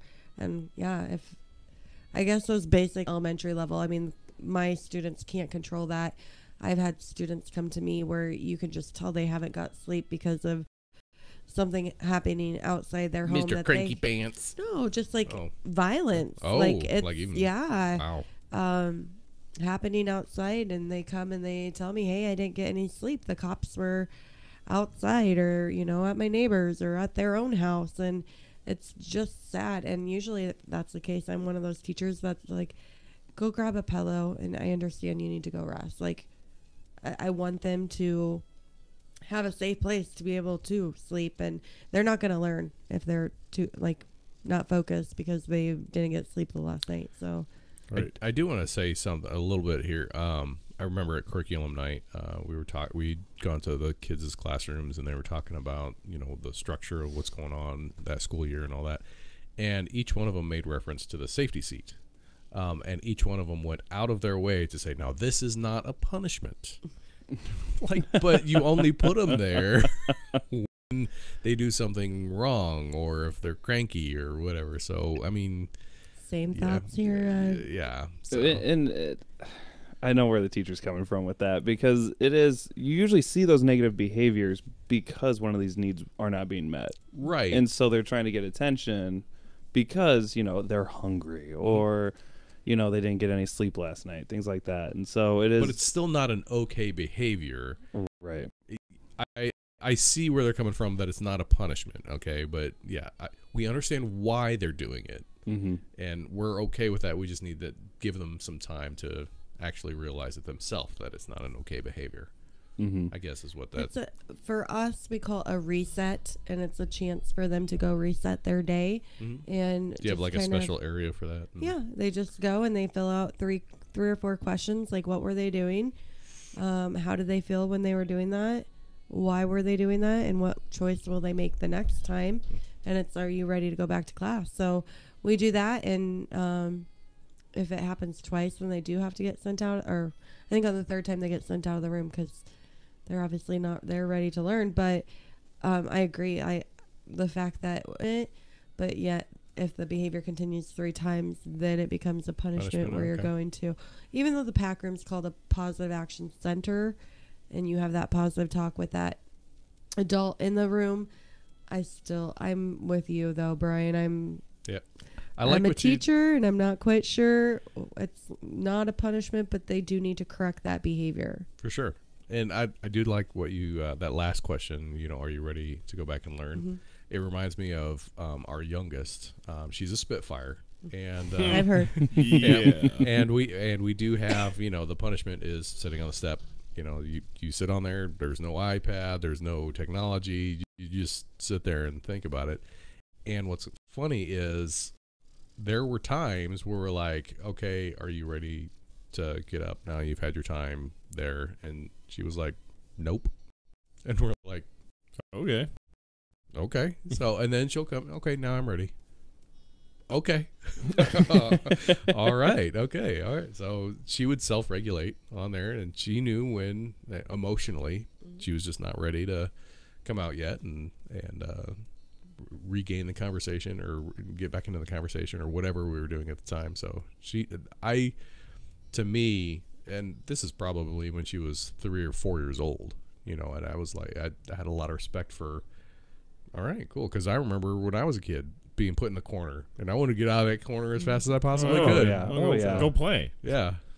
But the high school level, we're really trying to get to that self-realization, oh, I'm acting out because I am tired. Oh. I haven't had anything to eat today. I'm hangry. Right. And our school does try to curb that because school starts so early. I mean, earlier than most jobs, like or with the high school. And so most kids can't make it to breakfast in the morning. And so we do have a program where we serve breakfast before third period.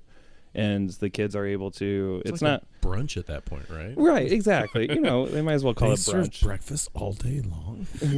McDonald's does. So does your school, apparently. Right. Well, and they're only offered, it's usually like a piece of fruit, some type of carb, and then that's like a milk or juice, Okay. It's more of a snack than a breakfast. Exactly. Well, A granola bar and some milk. Right. It goes a long way. It does. It really does. And I mean, it literally turns people's attitudes and opinions around when it comes to working with some difficult people, saying like students have to work with difficult teachers, Apparently, you can buy a Snickers bar. So Snickers bar. You acted like Joe Become a new Pesci. person. Hey, have a Snickers bar. You not yourself. Those are brilliant commercials. Brilliant. But no, like hungry wise, so we stopped serving breakfast, and it's not by our school, it's by the health nutrition services. I believe we have to stop serving at 9:15. And if we have kids that are walking and aren't there by 9:15, or parents overslept or something happened and they're not there by 9:15, they're coming hungry, sometimes maybe not eating a meal the night before. And so usually what I ask my kids to do, if they are choosing not to eat breakfast because maybe they already had one at home and they had grabbed a grab and go breakfast to bring down to the room, because we eat in our classrooms now, then I asked them. You're talking like Pop-Tarts or Do you breakfast guys- bars or something? Do you guys have recliner chairs in there too? So you're just like, Our No. kids have those exercise balls. Nope. I've seen I would not the trust two that. teachers across or by me. They had those exercise balls, and I see those kids hopping, and I'm like, okay, I can't do that. Like, Something drives else me nuts. that I noticed this year in my oldest daughter's in 4th grade, and on the chairs they have these rubber, like heavy duty rubber bands. For, feet. So they kick. So it's like a little tick. So they can just, instead of tapping on the desk or whatever, they can just use their feet and. Yeah. No, I have wiggle seats. So I forget what they're called. I have. Wiggle They're like seats. I don't know. They're I want one. inflated. They're Sounds inflated. fun. I like to circular. Wiggle seat. They're probably about an inch deep, but they have like on one side like a texture, so you can kind of have a little texture when you're wiggling, or like I don't even know. Whoa! But- Sorry, audience. We've got to put a disclaimer on the show now. Right.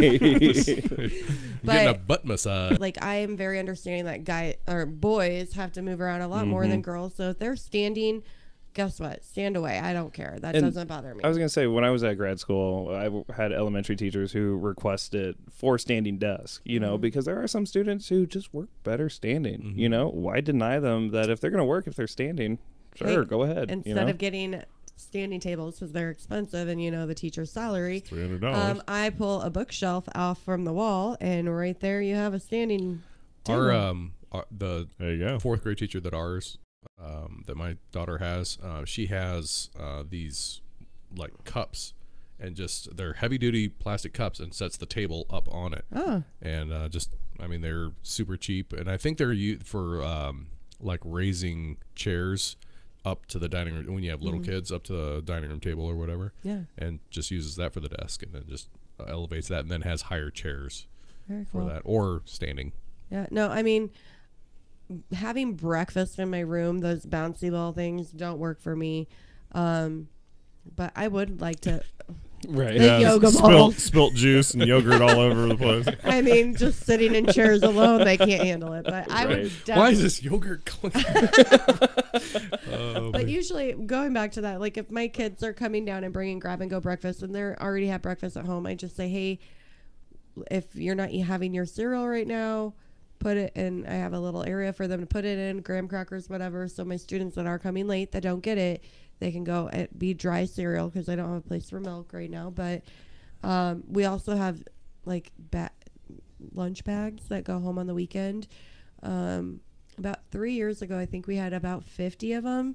And since then, I think last year we were right around 20. And there's way more than 20 families in our school that need those bags. And you look at that food, I would never eat that. But to these kids, that's all they have. It's And everything for them, yeah. so that first layer of the Maslow Food. food, just That's where are crazy you to going think about. you don't want those kids to sit there and think, where am I going to get my next meal? Do you see that a lot in high school? Oh, At the high school oh, level? hands down. That's Yeah. crazy. Oh yeah. And so when it comes to the food, our nurse who's in charge of the breakfast program, the breakfast, the second one. Second breakfast? What? I've had one, yes, but Right. Right, but Sounds awesome. we're actually not allowed to keep the food according to federal law. Something about it's not fair, and they have to meet nutrition guidelines and things like that. And so she tells us not to keep the food, but I can hope she's not watching. But I guarantee you, a lot of teachers will keep that food for Yeah. the reason Cassie says. Mister, I'm starving. Oh, hey, I got a banana from first period. Here you go. You know. and Yeah, like, we're so- not supposed to keep it, but out it when it hasn't even been open, and I'm having kids that are coming that are hungry. I'm sorry, I'm going to child that. And they're all needs individually food. wrapped, and you Yeah. know, there's no like, oh, I took a bite of it here. See, You know, and it's I not don't, like that. I don't do I like applaud your damn the man attitude. I Yeah, don't exactly. I don't do like the warm food. It's just like the dry cereal Right, or right. crackers. That's what I keep. And because if I were to send them up to the nurse, she'd give them dry the crackers that go with it. Why am I going to have them be sent out of the room missing curriculum time if I have it already in my room? Well, I work in the hospitality industry, and there's places that I work that they're told to any extra food just gets thrown out. Mm-hmm. Like they could have plated meals, steak, potatoes, beans, plated meals, and they just have to throw them out. So they'll come by and they're like, "Hey guys, I know you guys have been here the whole time we've been here. Have your guys self for dinner." But they could potentially get in trouble for giving that food to us. It's like, you were going to put it in the trash can anyway. Might as well put it in my gullet, you know? Oh yeah. My kids had last lunch this year, and they get benefits of having last lunch, I think. But that's as far as I'll go with that because I don't want anyone to get in trouble. 2 desserts? What? Oh yeah. 10 chicken nuggets? What? Well, and also They need to get rid of it. like with my school, since we're so large, and that's like a whole nother topic too, with low income schools, Oh, they're sure. usually overpopulated and there's not enough room or resources. But with my school, our lunch is divided from 10:30 in the morning to 1:30 in the afternoon. And so you have kids filtering in and out, and some of those kids don't eat till 1:30 and others eat at 10:30. Well, the vending machines are closed during those times too. Another federal law or something like that, What, where they gate them or shut them off? Or they shut them off. They literally shut Wow. them off. So when you go to try and get a snack or a Plug juice 'em or back something like in, that, duh. well, no, the machines are like on a time system. They turn off Well, at they a have an certain internal thing in time. 'em. Yeah, That's and so crazy. like you really face a lot of behaviors and problems at that point because. freaking snack machine. Right, exactly. My juice or whatever. Well, I'm sorry, I don't know what to tell you. You know, I can't get into it. I mean, Should have I bought your gotta. Twizzlers last period. Right. So, I will say we did have a program, and I don't know if it'll be brought back. It was, I think, through the the nutrition service where we did fresh fruit and vegetables, and we had somebody order different types of fruit or vegetable each week. They got it 2 times a week, and they got to try things, and I even got to try. Like I've never had a pomegranate before. Like actually, wow, I had a nice. whole pomegranate, and my Nice. kids got to try it. It was All the the coolest seeds thing. in there. And But I mean, as teachers, then we do a short lesson. Where is this grown? Like what type of area would we grow this in? Could it be grown in Nebraska? You know, And so I don't think they so. like to, not the pomegranate, but like other things. But my kids really look forward to that, and they get the fresh fruits and vegetables that they may not be getting.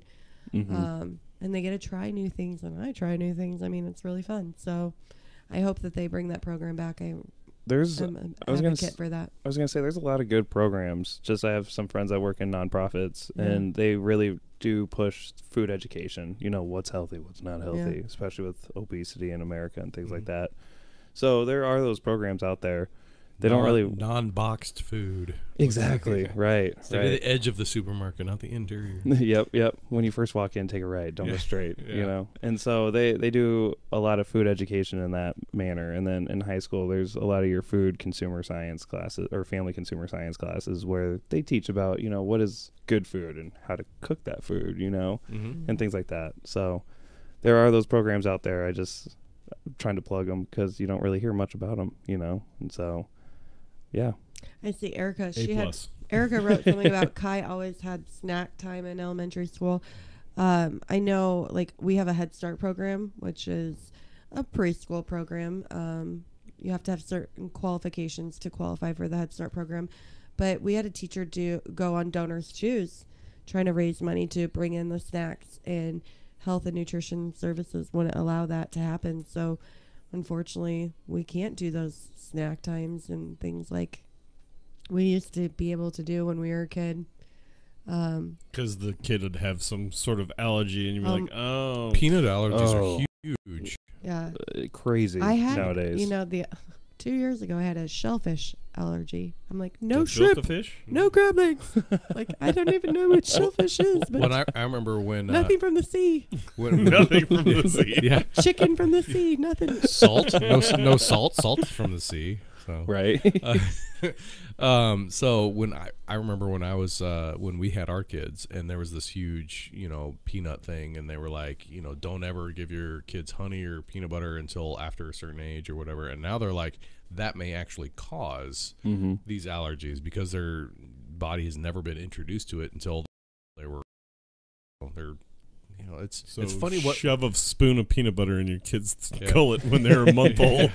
Well, Get it over here with. I always find it funny, like when, you know, science, and you know, I don't want to pick on science too much because you're a science teacher, but it's all right. Pick you on know, him. when We say- always do. Yeah, we say when, you know, Nerd. we know this to be true, but like for real, like science, what we know as science fact today isn't what we know as science fact tomorrow. Oh, yeah. So- Hands down. I mean, look at 20 years ago, you know, just in any science field. 9 out of 10 doctors recommend Right. Camel cigarettes. Exactly. when you're you know, you know, that was from the 50s and, you know. and look how far that's came, you Oh, know.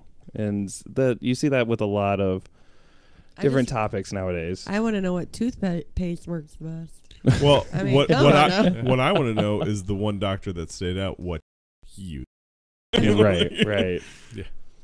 Arm & Hammer baking soda. My wife, speaking of toothpaste, my wife Going on this tangent. yeah, going on a little tangent. She uses this toothpaste that's black.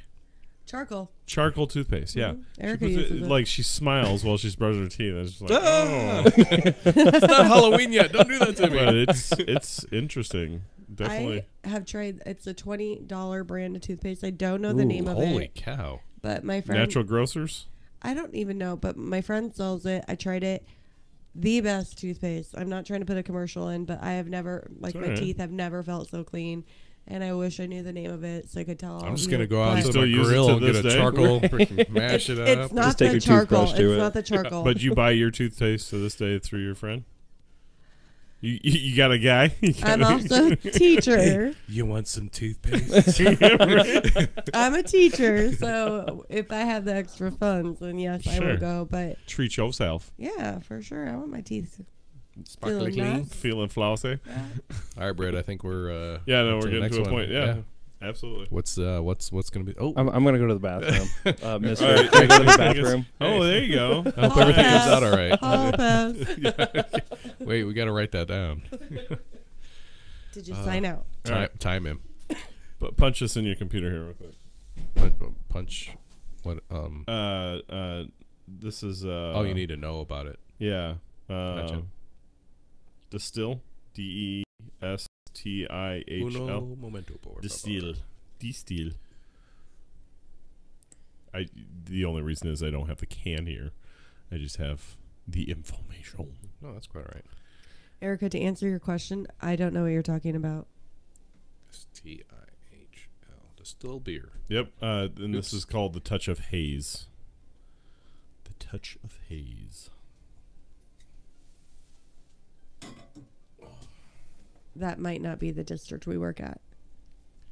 May or may not be. May or may I not can. be. I can. Can neither not confirm nor or deny. Yeah. All right, so we'll see what we got here. Brian, give us the 411 on it. Touch of Haze Distill Brewing Company out of Illinois. 7.3% ABV, so that's a little higher alcohol content. Then don't give me as much. This is a pretty highly rated beer on Beer Advocate.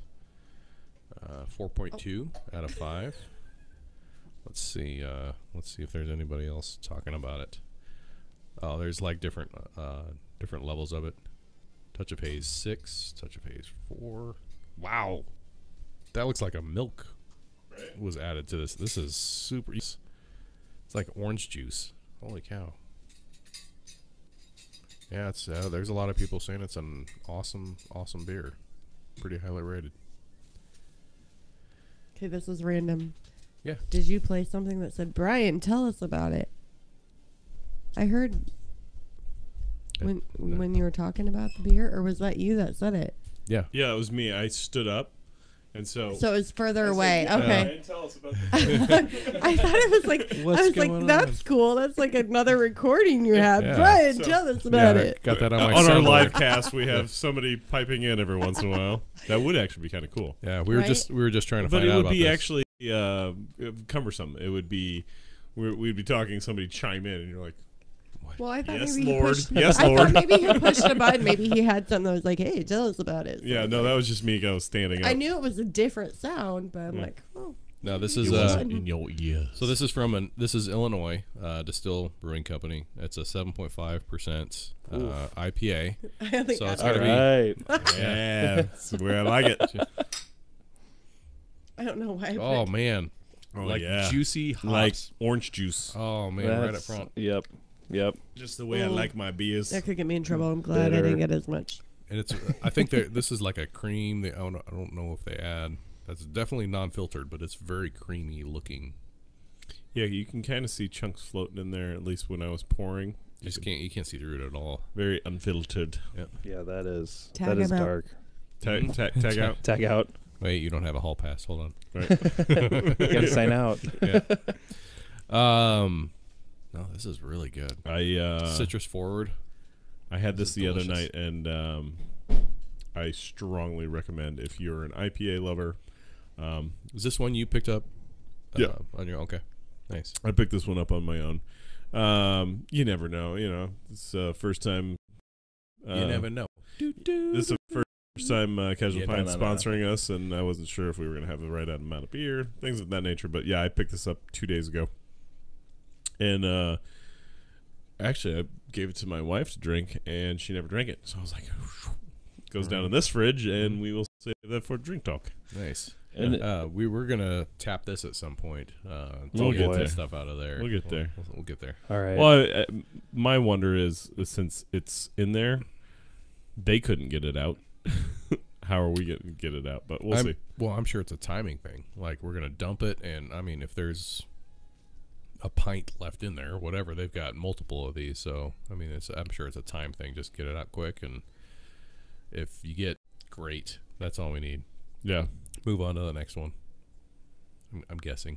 We'll go that's with what that. I'm guessing. I'm guessing too. Do you have a favorite style of beer that you drink? IPA. This is IPA. right up Right up my the alley. alley. Oh my god. You like the juicy, hoppy? I love that hoppy, that bitter, like just very, very thick almost, Not said- like lager, but like You were talking about Hapulia before. yes.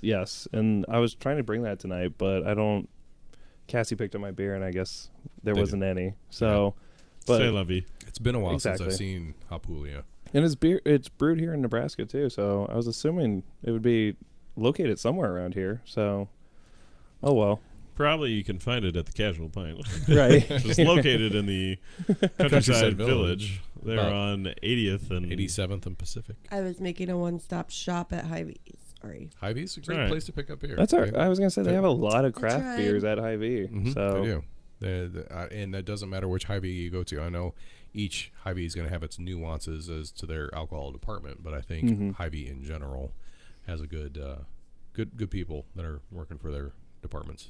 for And sure. if you can get that to do that, you know. get that to do that. So we're receiving some messages, but sometimes people type too much, so it says more. But when you click on more, it's like, oh, you want to respond to this message. No, I want to no, I just actually wanna see more. So Oh. yeah. See more. Oh, Seymour. All right, so Good moving part. on. Yeah. Let's see. So now we're gonna move away from kind of like the students and move more into the school section here, and resources are reduced for the needs of low-income schools. Was that yours, Danny, or was that yours, Cassie? Sorry, I was reading Erica's comment one more time. Sorry. Resources are reduced for the needs of low-income schools. Well, I wouldn't say reduce. I just would think that in our district, they're kind of It's Share- spread thin. yeah. So, for example, at the school I'm at right now, we have enough resource students to support 2 teachers. Well, we only have 1 teacher right now, and so even if it's on their IEP, the time, which is Oh yeah. Explain what Like, an IEP is. an IEP is an No acronyms. individual educational plan, and it's for students that are maybe struggling learning, have a disability or ADHD, things like that, and just need the extra support. And Mhm. a lot of time we like to have them come into the classroom, those teachers, and work with them, or the ESL teachers, English as a second language. But because of the support and the resources, we don't have that opportunity to have them come into our classroom because, like I said, right now we have enough for 2, possibly 3, and we only have 1 resource teacher. I know I was talking to a friend from another district, and they have 7 ESL students in their building, and that teacher is there. Is that high or is that? We have like 7 in our class sometimes. Oh, so, okay. Yeah. I did. Yeah, I know. Yeah. So 7 is low, is what you're saying. In a building, it's low, and they have an ESL teacher support for half a day, which is, I'm sure that teacher is able to meet with those students for their time allotment that they're supposed to have. So, just the higher needs in our building and not having the support. I know a lot of time, like, oh, well, you're a Title I school, you should be able to have it. Yeah, but we don't control where those funds are going all half the time. Do you want to explain what Title I is? No, I'll let you take that one because I'm not quite sure I know. What? So Title I is where if your school has students who have low income and their family makes a certain amount, and if they're below that, your school will be given federal money, federal dollars, but it has to be spent.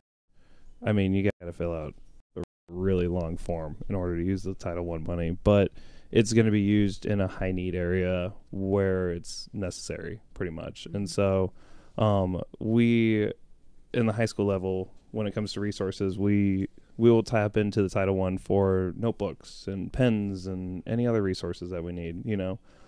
Usually it's going to be things that are renewable. Notebooks I know aren't very renewable, but that's usually what we use it for. It's kind of more of that Title I kind of stuff. And so when we talk about Title I, we're talking about, hey, the federal government's giving us money to use on this and this and this kind of thing. Is that based on like testing scores and all that, or how does No. that money get distributed? And how do they know school wise? Is that dependent on the district then? It's So- dependent on the school. It's Individual schools. It's not just the district. Yeah, it's based on the school because in the district we have schools that are not Title I, but you'll see your low income schools be your Title I schools, and so that's usually the ones that will receive that funding. So you have to qualify for it. It's all based on what's the median household income that your students are coming from. That's usually where I see it from. And I'm an expert in this, so If I said something wrong, I'm sorry. I don't know either. I just know, like, if it gives you a kind of a feel at the school that I'm at, before everything was free and reduced lunch, our percentage was 99.6% free and reduced lunch. That means those students either got their lunch for free or at, like, I think I saw 40 cents a lunch. And talking to my secretary, she said, that 0.6% was probably because 0.6.4% was probably because the family didn't fill out the paper. Just kind of showing you, the needs of the school. I don't know if it is because of the and I income or. I think people don't realize too where your tax dollars, like, how do we get our money from the government, right? It comes from property taxes here in Nebraska. And so depending on how much property tax is, the money from property tax goes into that district that the house or the property is located at. Yeah, but this is an individual school. Right. When you're talking about Title I, yes.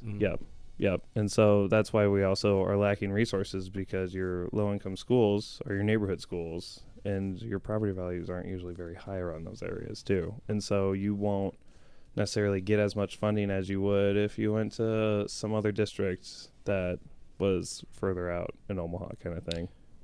I did want to bring something up on so California just enacted this last fall in March, but it went into effect this fall, so it's a relatively new thing. They basically they put it on the district to do. The actual title of the article is "Districts Must Do More to Reduce Low-Income Schools' Share of Inexperienced, Ineffective Teachers."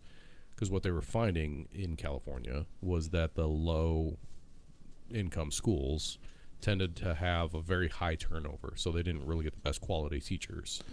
And that they are True now putting here in on Nebraska. Okay, well, yeah, I'm just citing I this know, one, but yeah, right. So what they did is they actually put that into law to where it forces the district to say, okay, now we need to shuffle people around. We need more experienced teachers. We can't just have the newbies that don't know what's going on and don't want to be here, so they leave within a year. And so I know that happened in our district, and I don't know how long ago before I became a teacher, but I know that they made. So that's already a rule here? Or no, but like that was happening where all the younger and experienced teachers were teaching in the rougher areas, and they ended up having like mandatory reassignments where teachers that were older and more experienced were being forced to move to another school, and that put a lot of anger, I think, within the teachers. Like, hey, I worked really hard to be where I'm at, and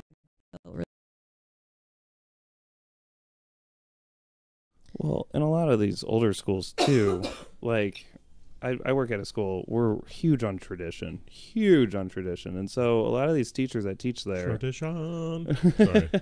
Got musicals in my head today. But a lot of these teachers, are proud of where they work, and they don't want to be transferred to the opposite side of town because, they have developed where they're at. They have a sense of community. Being a teacher, you want to be comfortable where you're teaching at, you know, because you deal with a lot of crap in the classrooms. And so you want to have that support. You want to have that, hey, I know what I'm going into at the teacher's lounge or my work area kind of thing. But the money helps, right? Like the salary that you guys make really offsets the. It totally But- offsets Get to open a can of worms here. Also, to kind of like contradict what Dan said, though, and what I said earlier, I have a teacher in my building that 30 plus years, there was a newspaper article probably like 4 or 5 years ago now. She has taught her whole career where I teach in kindergarten in the same classroom. In fact, she has a little pit in the kindergarten classroom where the kids can like sit around the edge, and she's like, when I die, bury me in that pit. But like fill it in with me. The families, Really? Yeah, the families know and respect her, and she loves her school. Like she loves the kids. She's such a huge advocate, and I hope that someday, like, I am that advocate for my students as well. You want to be buried in a pit? I don't want to be buried in a pit. You want to have your own pit? I'm in the basement. Right. No. But Just giving you a hard time, Cassie. no, it's cool. road or mortuary that you can help me, right? Sure, absolutely.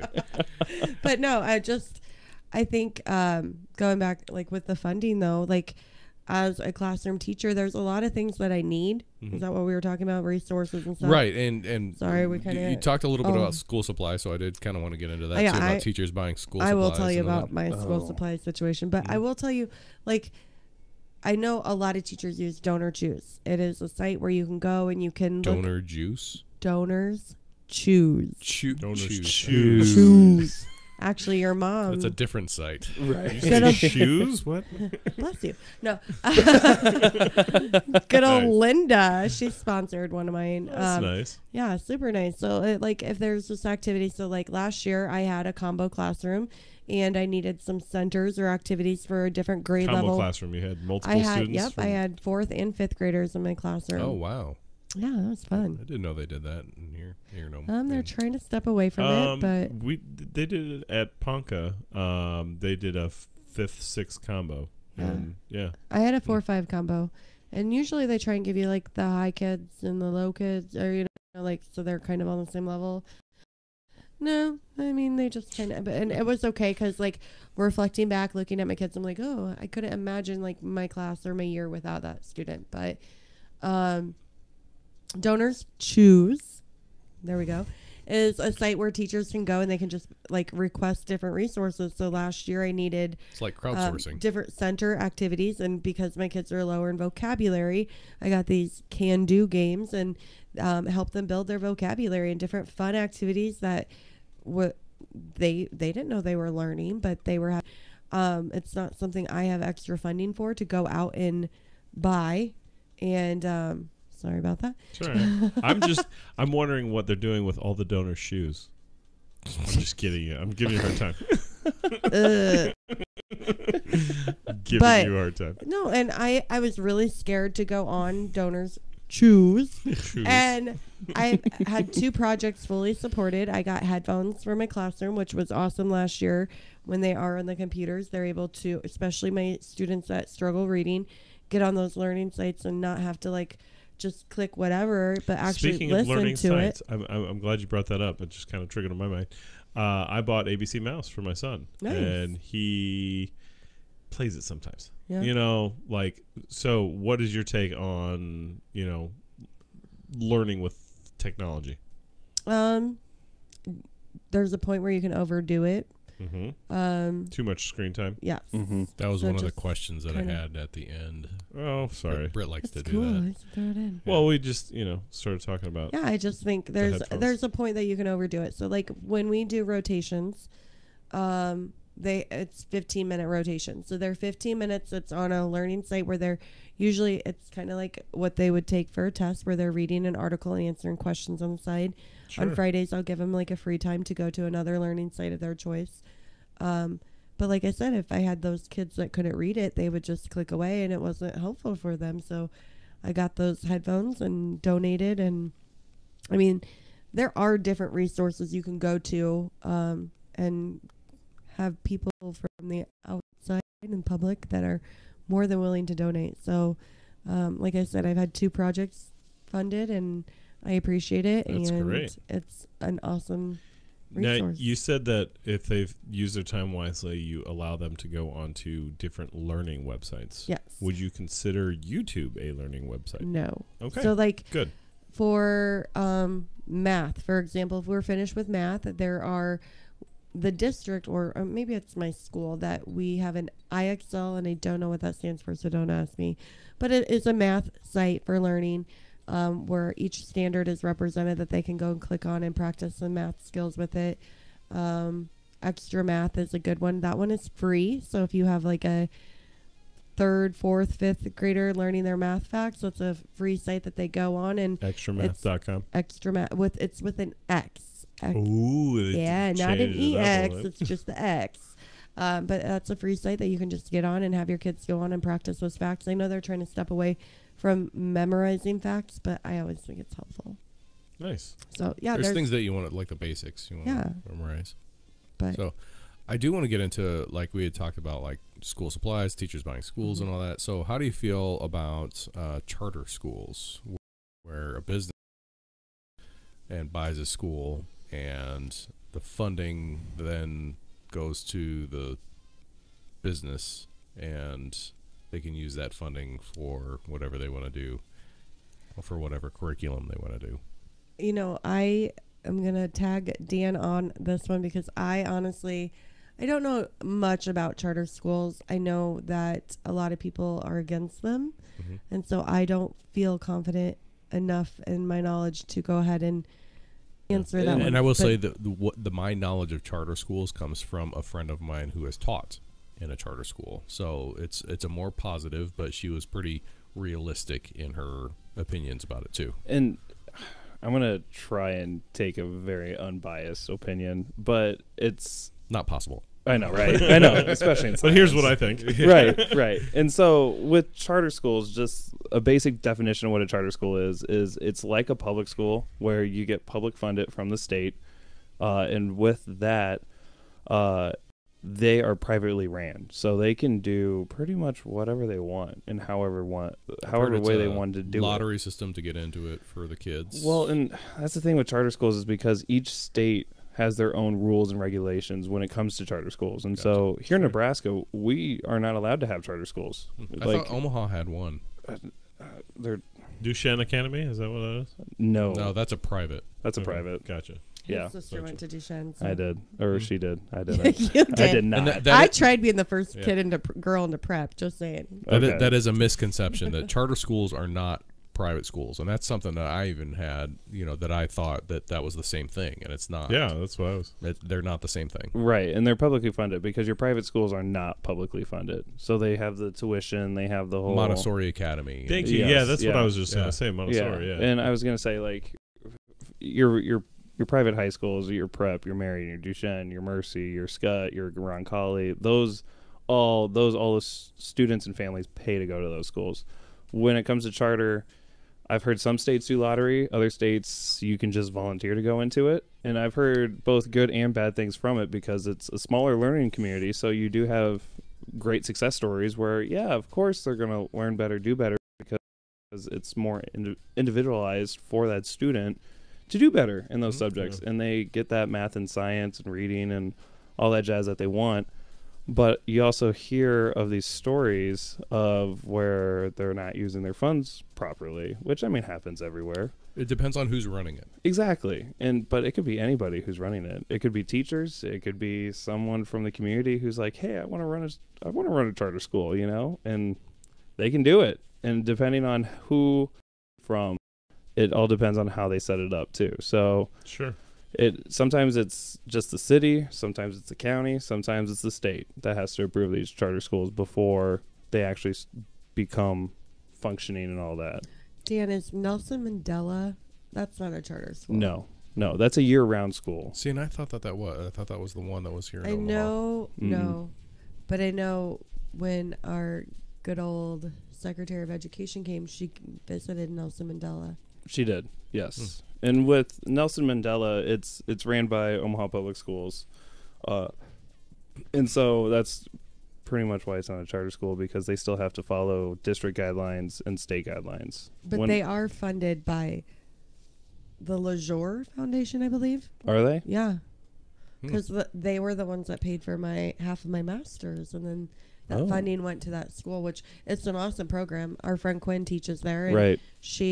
they are exposed to music and everything right away, like learning instruments, because they talk about that balance of the brain and being able to do things on one side and thinking of the other. So they always work with the violin to start off, and it's a cool concept. It's a really cool school, and Yeah, they're doing great But things from there. I wasn't sure if that was considered a charter school or not. I don't think so, because it is. We'll put a owned- question mark in it. Exactly. Yeah. Right. So What my Good friend night, said. Erica.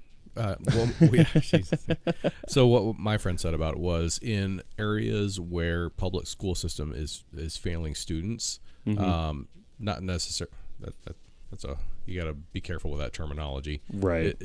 Where the school itself is not doing what they're supposed to be doing, she said charter schools succeed. Whereas in school systems like in Omaha, where we actually have a really good public school system, charter schools are not good in that setting because we already have good education there.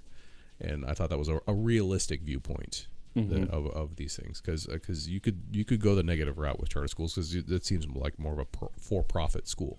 It is. And, well, that's the thing, is they are supposed to be non-profit. And so when they do make profits off those, that's where they run into a lot of state audits and things like that. So, well, and then correct me if I'm wrong.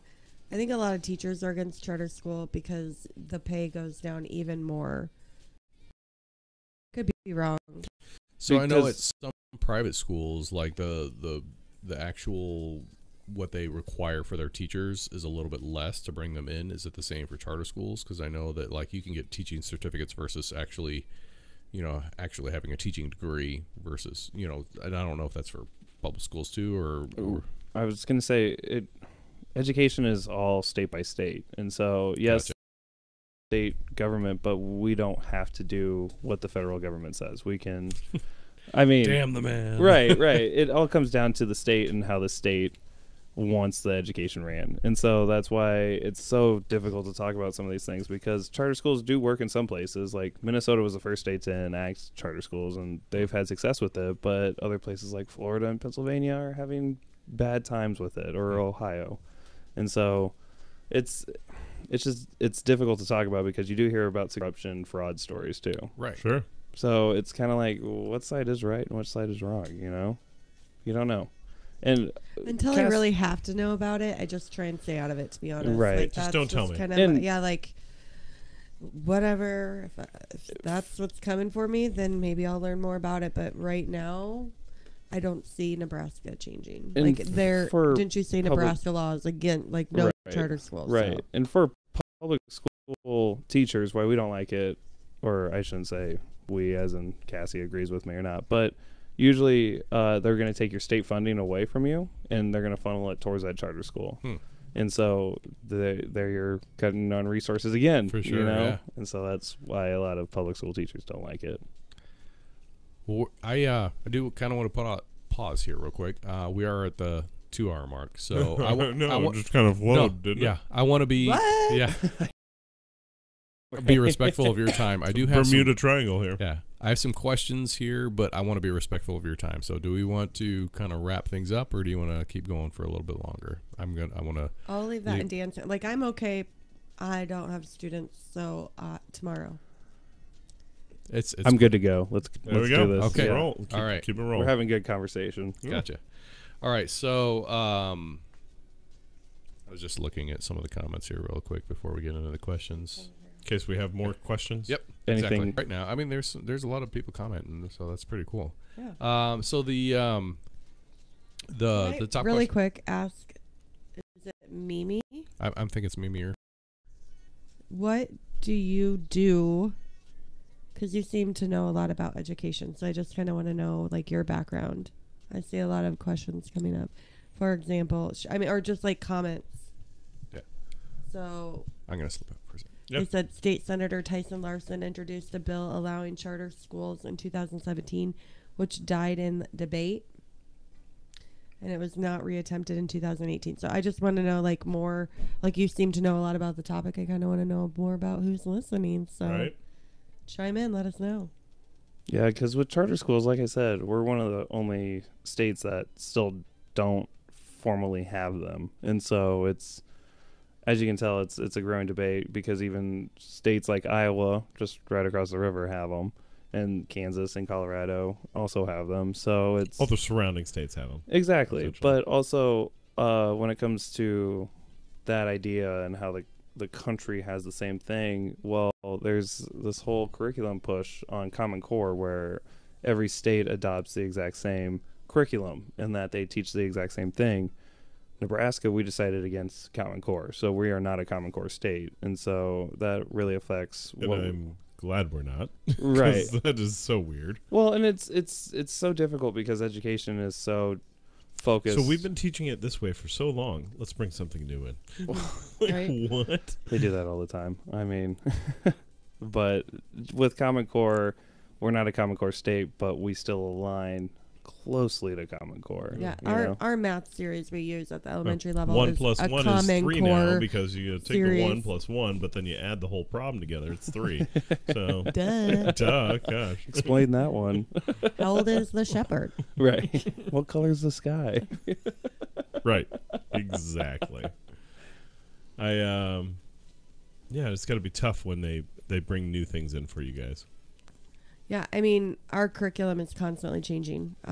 We have curriculum day, and we just adopted new science standards this year. So going through, I mean, I don't know if they changed at the high school level, but Yes, they did. getting our 4th grade curriculum as far as standards has completely changed. Our standards from before have either gone to 3rd grade or up to 5th grade, and now I don't even know what I'm teaching this year. Like we're learning more about it tomorrow because Aren't you the teacher? Yeah, but like like our first curriculum day, we only had an hour going over it. So tomorrow we'll learn more about it and about what the expectations are as far as the curriculum that we're given. How do you not have kids tomorrow? You said you have no kids. I know these elementary teachers. I have to give kids. Oh, sorry. You know? Sometimes I forget to change the camera angle. It happens. Were we going over the I wasn't sure if that questions? was you or if it was like the microphone like changing. We're just talking, Brian. Okay. All right. I No. just didn't know. I didn't know. We were talking about curriculum, I guess, and Gotcha. How you have no kids tomorrow? no, we were talking about changes in the education, how it's Oh. constantly changing, and we brought up how curriculum is Yeah. Gotcha. changing. 1 a plus lot. 1 is 3 now, Brian. Ooh, Don't you know that? I'm gonna do my research. Gonna do my dissertation on that. 1 plus 1 is 3. All right. So the questions that I did send these to you guys before it because I did want to give or you do Heads give up. a thoughtful response on that. So the first one was, what is the hardest thing to overcome during the school day? Cell phones. Cell phones. That's a Boom. Cell phone. Cell phone. Cell phone. You know where I actually I never thought about that until I saw the show, the Netflix series 13 Reasons. Because I was like, I'm out of touch. I haven't been in high school for so long. That is so true. Yeah. So true. And I going through that was one of the things that I noticed the most was the amount of cell phone usage.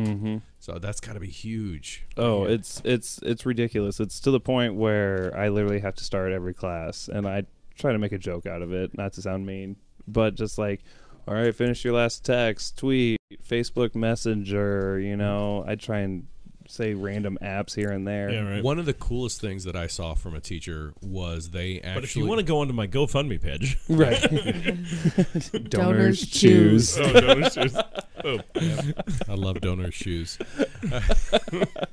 Anyway, one of I'm the done. Hilarious. Yeah, hilarious. one of the coolest things that I saw a teacher do was he actually bought a charging station for his classroom, and so that forced kids to leave their cell phone In at another the, place. at the charging over there. station. Yeah. And you can charge your cell phone. That's totally fine, but you cannot use your cell phone here in this classroom. It will stay here in the charging station. And since I'm a science teacher, Mhm. I think we've this, but since I'm a science teacher, we have science sections and science lab areas, and so I always tell the kids, hey, when you first walk in, I don't mind if you charge your phone, just put it over on the lab table. I'm not responsible for it, so if anything happens to it, you can't be coming to me about it. You know, that's your responsibility, but you can charge it over there, and that way it's out of thought, out of mind, out of the way. You know, What I don't get is I have my own smartphone, but I can get almost a full 2 days out of my smartphone without charging it if I'm careful. Like now, it's a little older, so it's more like a day now. But I cannot imagine charging my phone. Would you forget to charge it overnight? Or- they No. use it that much. That's insane. I don't use my phone that much, and I have a charger at school because usually by lunchtime, I don't know if it's my building, just trying to search for. It's the But updates. It's the Wi-Fi. It's the Bluetooth. It's everything that you have on your phone. Yeah, but even when Right. I've Consider me young and popular. the only time that I've ever had to charge my phone during I the don't day, teach class. I just stay on my phone. Right. You guys right. teach yourself. No, you're a great teacher. I'm Google sure you are. it. the only time I've ever had to charge my phone during the day is if I forgot to charge it the night before. I mean, that's Yeah. I can't imagine doing that like at lunch. It's like, how, Yeah. really? No. So my phone, I mean, I've got a Samsung S7, which, I mean, it's fairly up to date. They're up to the 9 now. But I can make it only till like 2 or 3, and then I got to be charging mine. But on my desk, I have one of those quick chargers where you can just set your phone there, and it uprights it. So I usually just pop it out of my pocket and throw it right there. Fancy. Nice. Right on my desk. All right. You didn't really answer the hardest thing to overcome during your school day. So we had cell phones at the high school level. I would probably just say the constant interruptions in the classroom. Like, I mean, every once in a while behavior, but our phone is constantly ringing with kids that need to leave or kids that are coming or something that they need to tell us Like in the classroom office. phone or? Yeah. Okay.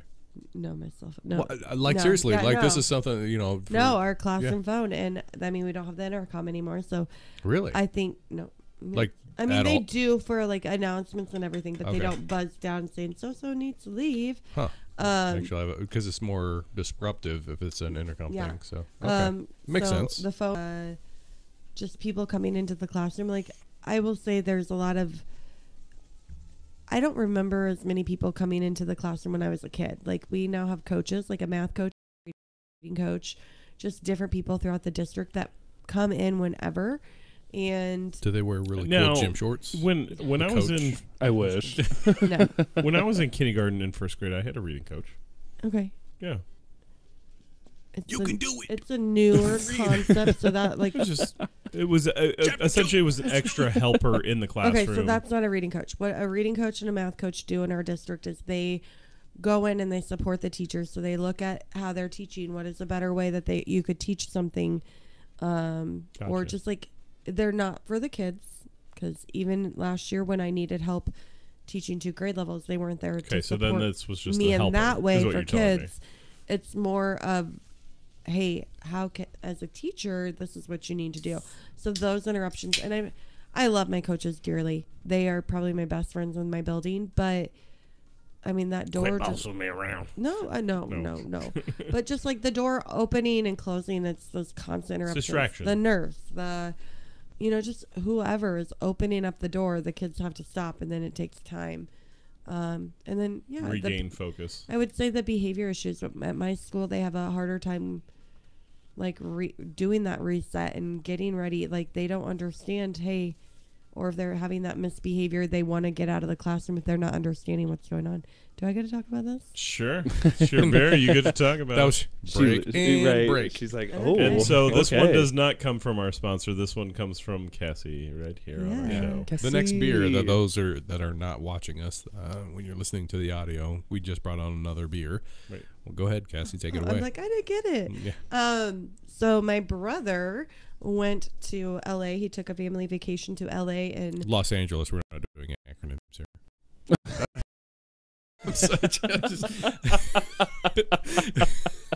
okay, LA.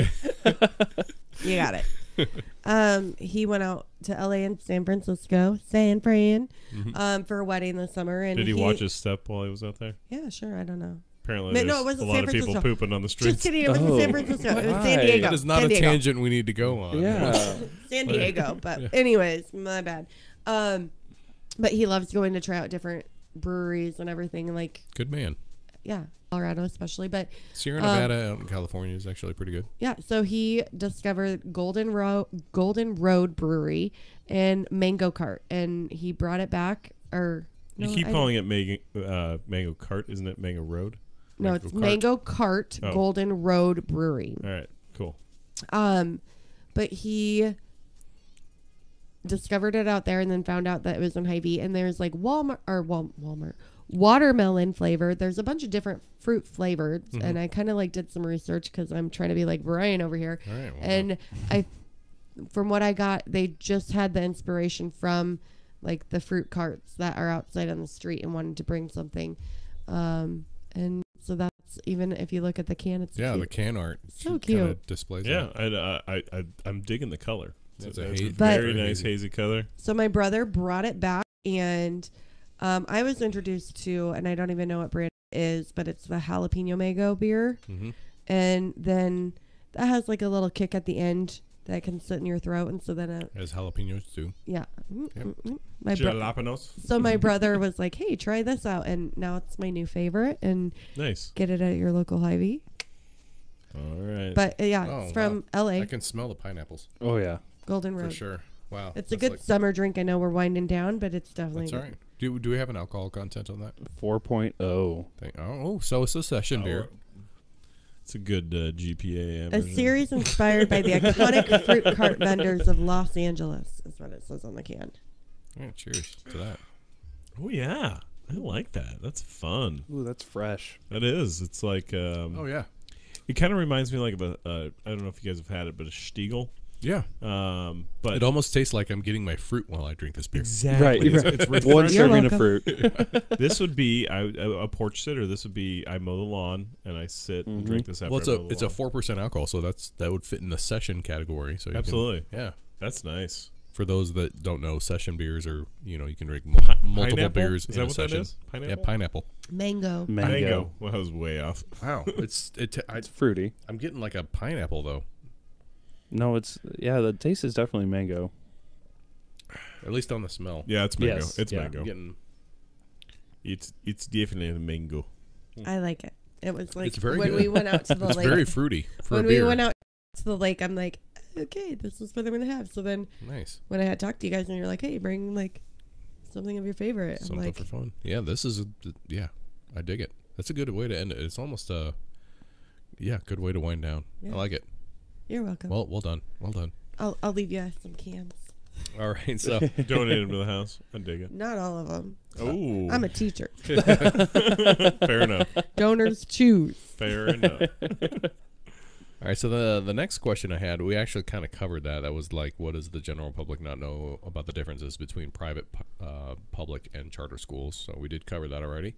And then these next two kind of were the ones that we have to be a little careful on. What is something you wish parents did or did not do?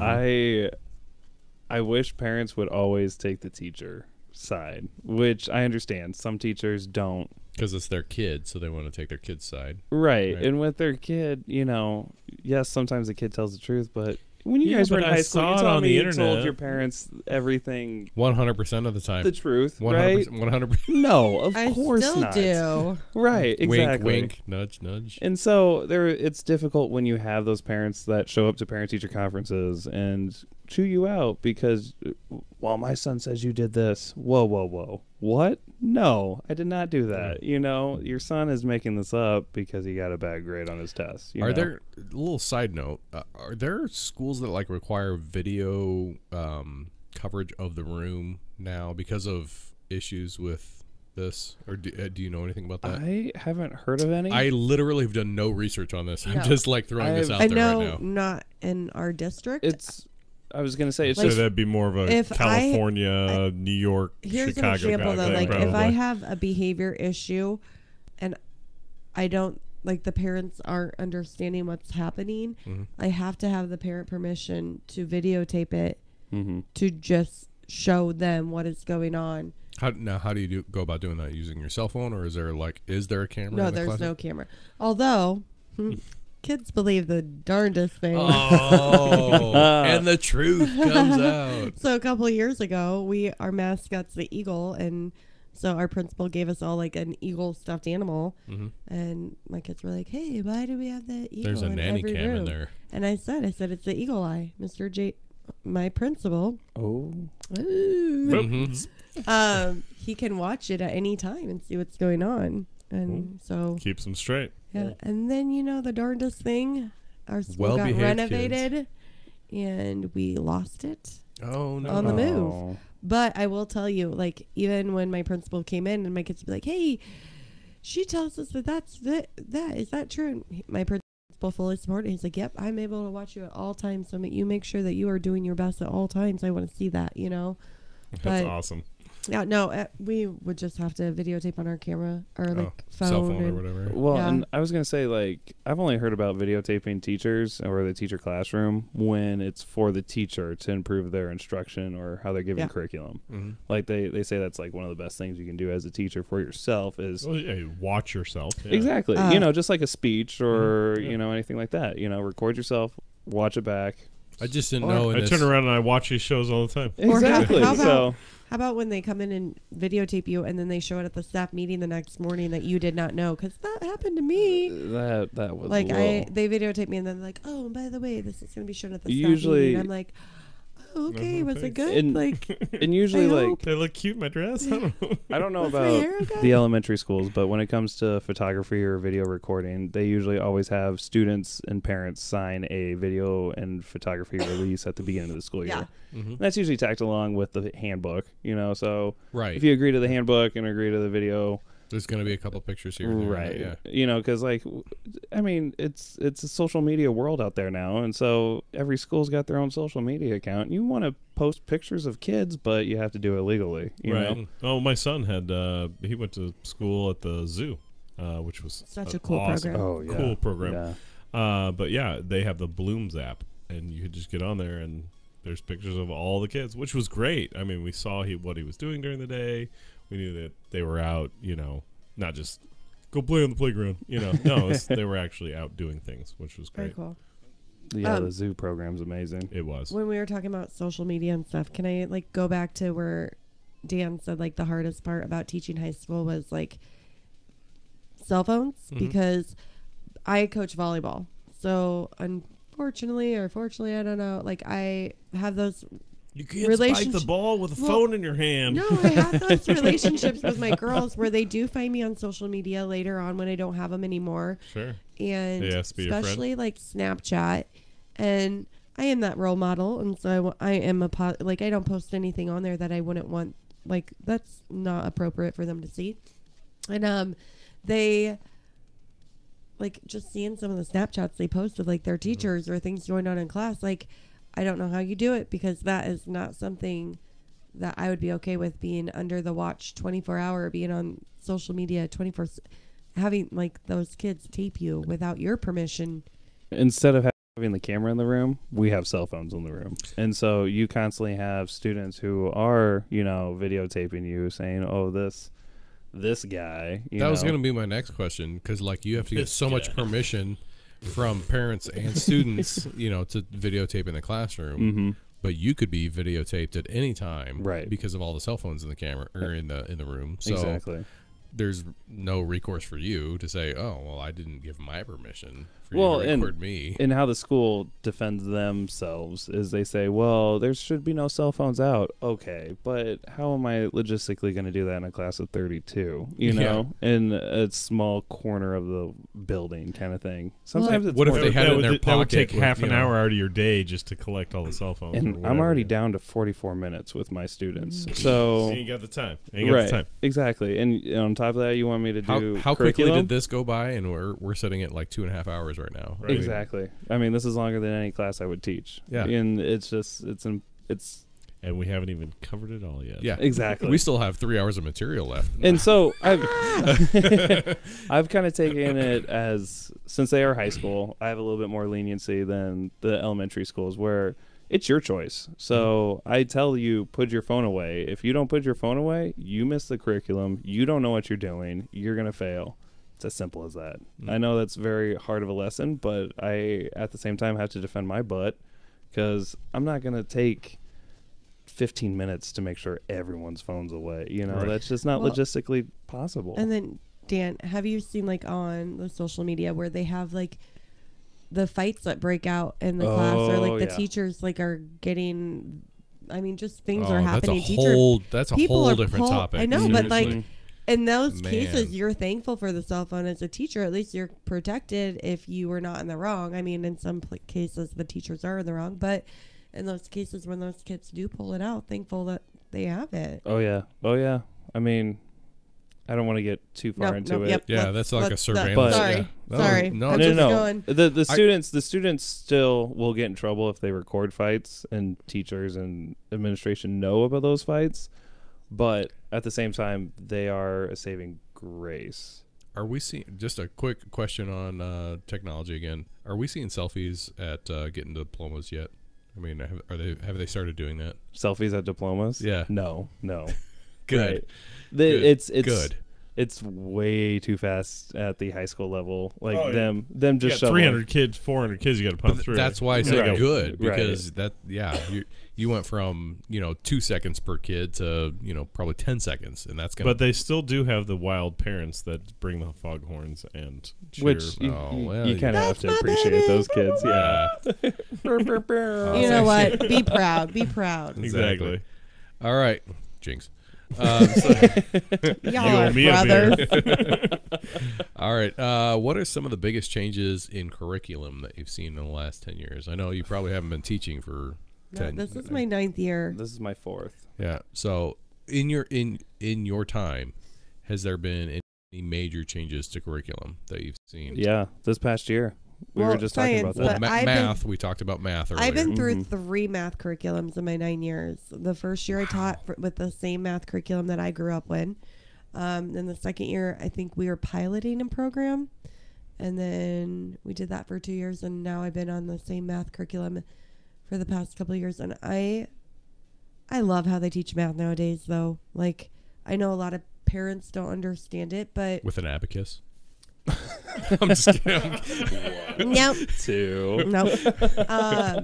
But just for me, like I went back to school and I was working on my master's towards math education. And so I understand the importance of just kids actually understanding steps that they're doing and not just doing the steps, So giving them different strategies to use, giving them different ways to solve problems, really working on that problem solving. Because you're not always handed, hey, here's the steps that you need to do in life. Yeah. So I've seen a huge shift in that. Like the focusing on problem solving in general. and we call it productive Like even struggle. like in Do you- parenting. Have you heard that? Productive No. struggle. So what actually that was kind of our thing. Productive struggle is like having kids not realize that you may not get to that answer right away, and it's okay to struggle. Your brain is growing. We're talking about growth mindset. You're learning. Yeah. That's why my And not- head hurts. not always be given those answers. So that's like a huge thing right now. And And the whole growth mindset, that's a huge term in education right now, where it's pretty much saying, hey, don't say you can't, but you can. It's you more can't of that. yet is what we always say. I was going to say it's more taking that negative out of it and making it a positive. So Yeah. it's more looking at it optimistically kind of Yeah. thing. But no, like I absolutely love the new math. I know like it probably drives parents crazy because it's a whole different way than what you're doing, like multiplication. It's not like bringing that 0 down when you're doing the double digit. But the kids don't understand that. I have kids coming to me at 4th grade that when they are subtracting, they don't understand, oh, I'm going next door and I'm regrouping a 10 into 10 ones. I'm not changing the value of the number. So we get base 10 blocks out, which are manipulatives, those big, like the little ones, the rod, which is a 10. Manipulating the kids. Yeah. That's what I heard her say. That's what I heard her say. Must be I love true. manipulatives. Mhm. But yeah, and just having them have that hands-on learning and understanding why they do the steps that they do. Sure. So, but math has changed, definitely. Like when I went through my math Is program. that the biggest of the subjects? Is Oh, that yeah. the biggest one that's Oh changed? yeah. Oh Mhm. yeah. I mean, coming from a science background, that's the only one I've heard about that's been major is the Mhm. math. Like you can't change reading too much, and you can't change A is A. Right- B is B. Right. writing. I mean, In math, A is not A. Now we're all going to read backwards. Right. Yeah. yeah. So They do show up to high school with a math deficiency. I'm not quite sure where that's lost at, but Well, if you're have, changing the curriculum every 3 years, and I think that's what it is. And like I have not seen any students yet in my building that have been part of this new program because this new program just got implemented last year or the year before. Go Math has been in it probably 4 years. Okay, so my freshman this year, but I'm still seeing a lot of students struggling with like algebra and But just I'm going to be understanding honest, basic concepts. you still have those teachers that just teach the step by step, Oh. and they don't teach every strategy that's used, or they don't talk about it. But the cool thing about our district is they have common assessments now where Mhm. they have everybody is taking this for chapter 1. Everyone's taking this test for chapter 2. And on it, it's not just solving the math, it's writing. Well, why is that 0 in the hundreds place value? What would happen if that 0 is no longer there? So really explaining their thinking and understanding, which is really cool because most kids don't think about it. So I'm a big math advocate. Sorry, I'm a math nerd. So No, I Yeah, appreciate it because, as I tell my students, math is the language of science. It's the universal language. Exactly. And so I have so many students that show up to even biology class where they're like, oh, there's no math in this. I'm like, oh, but there is. But wait, there's Right. more. Exactly. Yep. And so there's a lot of times where I have to go into a math lesson in a science class being like, hey, just to get everyone on the same level, this is what we got to do. There is math involved in this. Right. And so you do face that. And for me, the curriculum changed this year. And I do like where the standards change, so then the curriculum changes. which it changes every 4 or 5 years, something like that. Well, it just kind of depends on the state, because if once the state changes it, then the districts Is that change depending on elections? Is that? Oh, I don't think so, because usually your Department of Education is completely different. Mm-hmm. I mean, yes, your That's why I said 4 or 5 years. I mean that. right. Your governor, I mean, I guess he or she does have kind of a push on that, but I could be wrong, but I think it's also they're looking at those assessments that are given, like the state assessments. When do they have to learn this and by what time, So And so we did see like a change in science this year where instead of teaching, we're going to go through chemistry concepts, it's more of a like, all right, the Big Bang happened. Why did the Big Bang happen? And then go into individual ideas and concepts into it. So we talk about force and how things push and pull. The Force? The Force, yes. I love Right. Star Wars. Be with you. My students like, no, I love Star Wars. I have Star Wars I tried geeky stuff everywhere. I tried Wookiee meat the other night. Oh, really? It was a little chewy. Oh, boom. Boom. I walked into that one. You did. I had a really fun math joke earlier when you guys were talking about sitting in the corner, and I can't think of what it is now. Little Jack Warner. No, That was hilarious. I'll look it up. But it is nice that instead of being so cut and dry where this is chemistry, it's more of a like, we're going to pull in all these sciences and put them together, And so it really does make it, like I've said before, more realistic, real world kind of understanding when it comes to it. Sure. But on the same time, the curriculum does have a lot of wiggle room where really dive into things that we're more passionate about too, And so I definitely like to bring in news and things like that. All right, Cassie. You got it, Cassie? Let's Yep. hear it. If you're cold, go stand in the corner. You want to know why? If you're cold, go stand in the corner. You know why? Yeah, why? I don't know why. Because it's 90 degrees. It's always 90 degrees. Yes, math nerd. Oh, yeah. Do you get it, Britt? I we need a do, because the corner is 90 degrees. I get it. I get Good it. job with the math teachers. Yeah. All right. So for the next one, that's okay. You're good. You You're gotta good. slip out. So besides pay, because we all know that you guys get paid Awesomely. quite well for what Yeah. you do. I'm a millionaire. He's a millionaire. Yeah. so that- Yeah. I mean, it's like you have to have your own like accountants plural, right? Just to maintain the tax code, right? What is something that you wish teachers had more of? More time. Like in the day or with the students, or so would you advocate for like a year round, or do you like this? I know you like summer breaks, but Okay. I'd so love summer break. Well, here's an example. I love my summer break, but I'm going to be honest. Like most teachers don't have a summer break. Like for me, I teach summer school all of June, and then I had 1 week, the 4th of July off, and then I was doing a science program for a couple of weeks, and I didn't have any time off really this summer. So, and that's not just me. That's teachers In all general. throughout. Yeah. Oh, yeah. If they're not teaching, then they may have a secondary job. Yeah.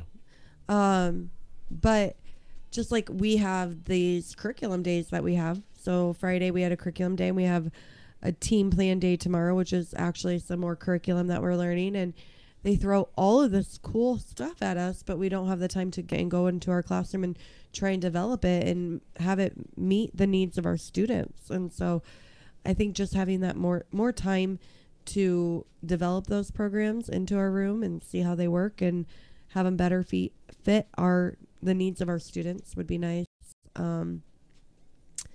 But going back to the year-round school, there is a school district in Colorado where they are going 4 days a week, and I believe teachers meet on Monday, but it's just like budgeting wise. So it's a Tuesday through Friday. Yeah, Huh. and the schools Sounds awesome. I know, right? The schools provide daycare, I believe, on Mondays for those families that still need it. There is a huge push nationally for a 4-day work week now. Yeah, I love it. Yeah. I really do. But like the past 3 weeks, we've had a 4-day week, and I like it, but now it needs to be consistent. Like, if not, my kids are thrown off schedule. But I don't know why they do that. I think it's like budgeting, like as far as we don't have to put the electricity, in that building that day and things like that. But I do think that allows the teachers another day that they can work more on their curriculum. So for me, what I think teachers, I don't know about you in the high school level, but I would love to have more time to really develop the different programs, because maybe you develop something really cool one year, but it doesn't fit the needs of the students that you have for the next year, if that makes sense. Okay. We were It talking makes about total sense. Absolutely, a whole new group of kids that Yeah. come through. Yeah. Right. we And were just talking about what teachers would want more of besides pay, because we already know you get paid quite well. So oh yeah, That's- just as that's much where- as a doctor or Right. anyone else that holds a master's degree, right? Right. And so, yeah, I was gonna say just to piggyback off what Cassie was saying, My More- back hurts. right? More time to work on that, and then also just time to grade, because I can't tell you how much I bring home almost every night just on grading. And I mean, I have 4 different sections that I teach, so I have to make 4 different lesson plans every day, which is nothing compared to the elementary teachers, because you guys have 6 or 7. mhm. And so In all of our small groups, and yeah. and so no matter how much planning you do over the summertime and whatever free time you have, because you have a ton of that, is that you still have to make it individualized for each class, for each student, for all of that. And so it takes time. It just takes time to, work magic like that. It's like a whole nother level of things that I didn't even think of. Just individual. Not a lesson 40-hour work week. It's Definitely not. It's definitely an 80-hour work week, you Yeah. know? And so there's been plenty of nights where it's like, oh, I guess I'm getting 2 hours of sleep tonight, Great. after doing... Like tonight. Right, exactly.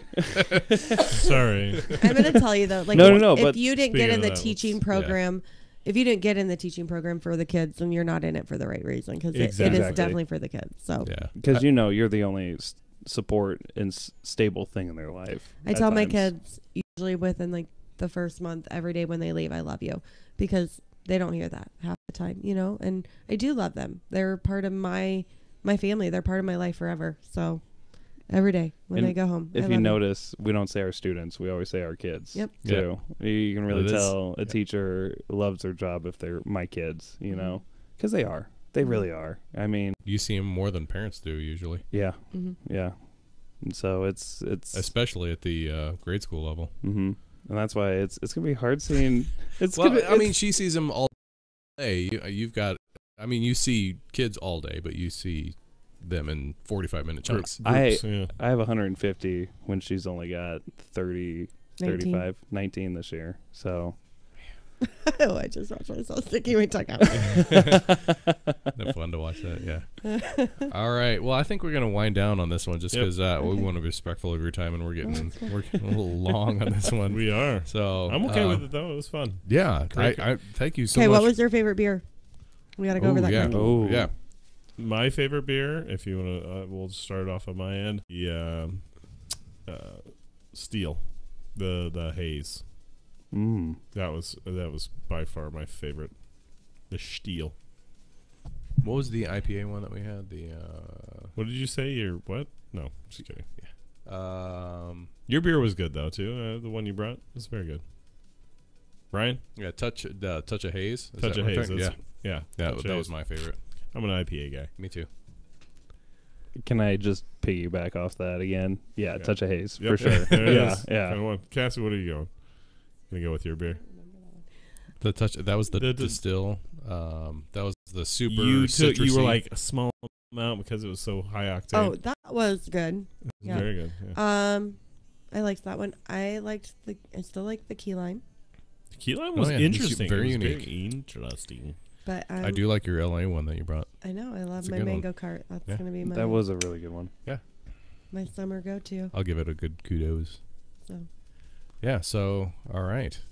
Well, thank you guys for coming out and Yeah, for spend some sure. time. thank you for I know finally you have having me. oodles of free time now that school started, so Yeah. thank you. I so could have much. graded papers here, but Right. no, As we're talking about I this. seriously appreciate you guys having me. Like, this was my lifelong goal, was to be on Drink Talk with the Britt and the checked Brian. off the bucket list there. Yeah. It's awesome. Done. Nice. All right. And thank you, Danny, for joining me. Because Yeah. thank you, yeah. No, I I was appreciate gonna that. say if you need a part 2, you know who to hit up. Oh So. well, I mean, we went over almost 3 hours on this one, so we could definitely do a part 2 on that. So we'll just have to come up with a curriculum on the part 2. One thing we got you. I would like to thank our sponsors. That would be Casual Pint. Oh yeah. Out there at Countryside Village next to West Side. They're on 87th and Center Street. Mhm. Check them out. Pacific. Or Pacific. Yeah, I'm Come on now. Gotcha. Um, But no, they're great. They have 24 taps. They've got things to go. 30 taps. 30 taps. Wow. 12, 13. Yeah, you're right. 30 taps. They've got a fridge section. They've also got a section that's not refrigerated. I mean, I'd have to say at least 150 beers plus that you could get To there. me, the best description I can say of Casual Pint is it's a coffee bar for beer. Yes. That's the best Delicious. description. It's the best description. It's a chill spot. They've got board games. They've got multiple TVs, not with sound on because he wants conversation to happen there. So, Yes. good spot. I would hit it up. It's at the Countryside Village in the middle. If you go to the middle row In the there, middle. in the I'll middle meet of you in the Country- middle. Yeah, exactly. All right. Well, we have been talking on school systems and the problems or hurdles that they are associated with, or the impediments of school systems. We've been joined by Danny, who is a high school science teacher, and Cassie, who is a grade school teacher. Thank you for both for coming out. Yeah, thank you. Thanks Thank for you, having thank us. yeah, thank you. you. My name's Thank you. Brian. I'm Britt.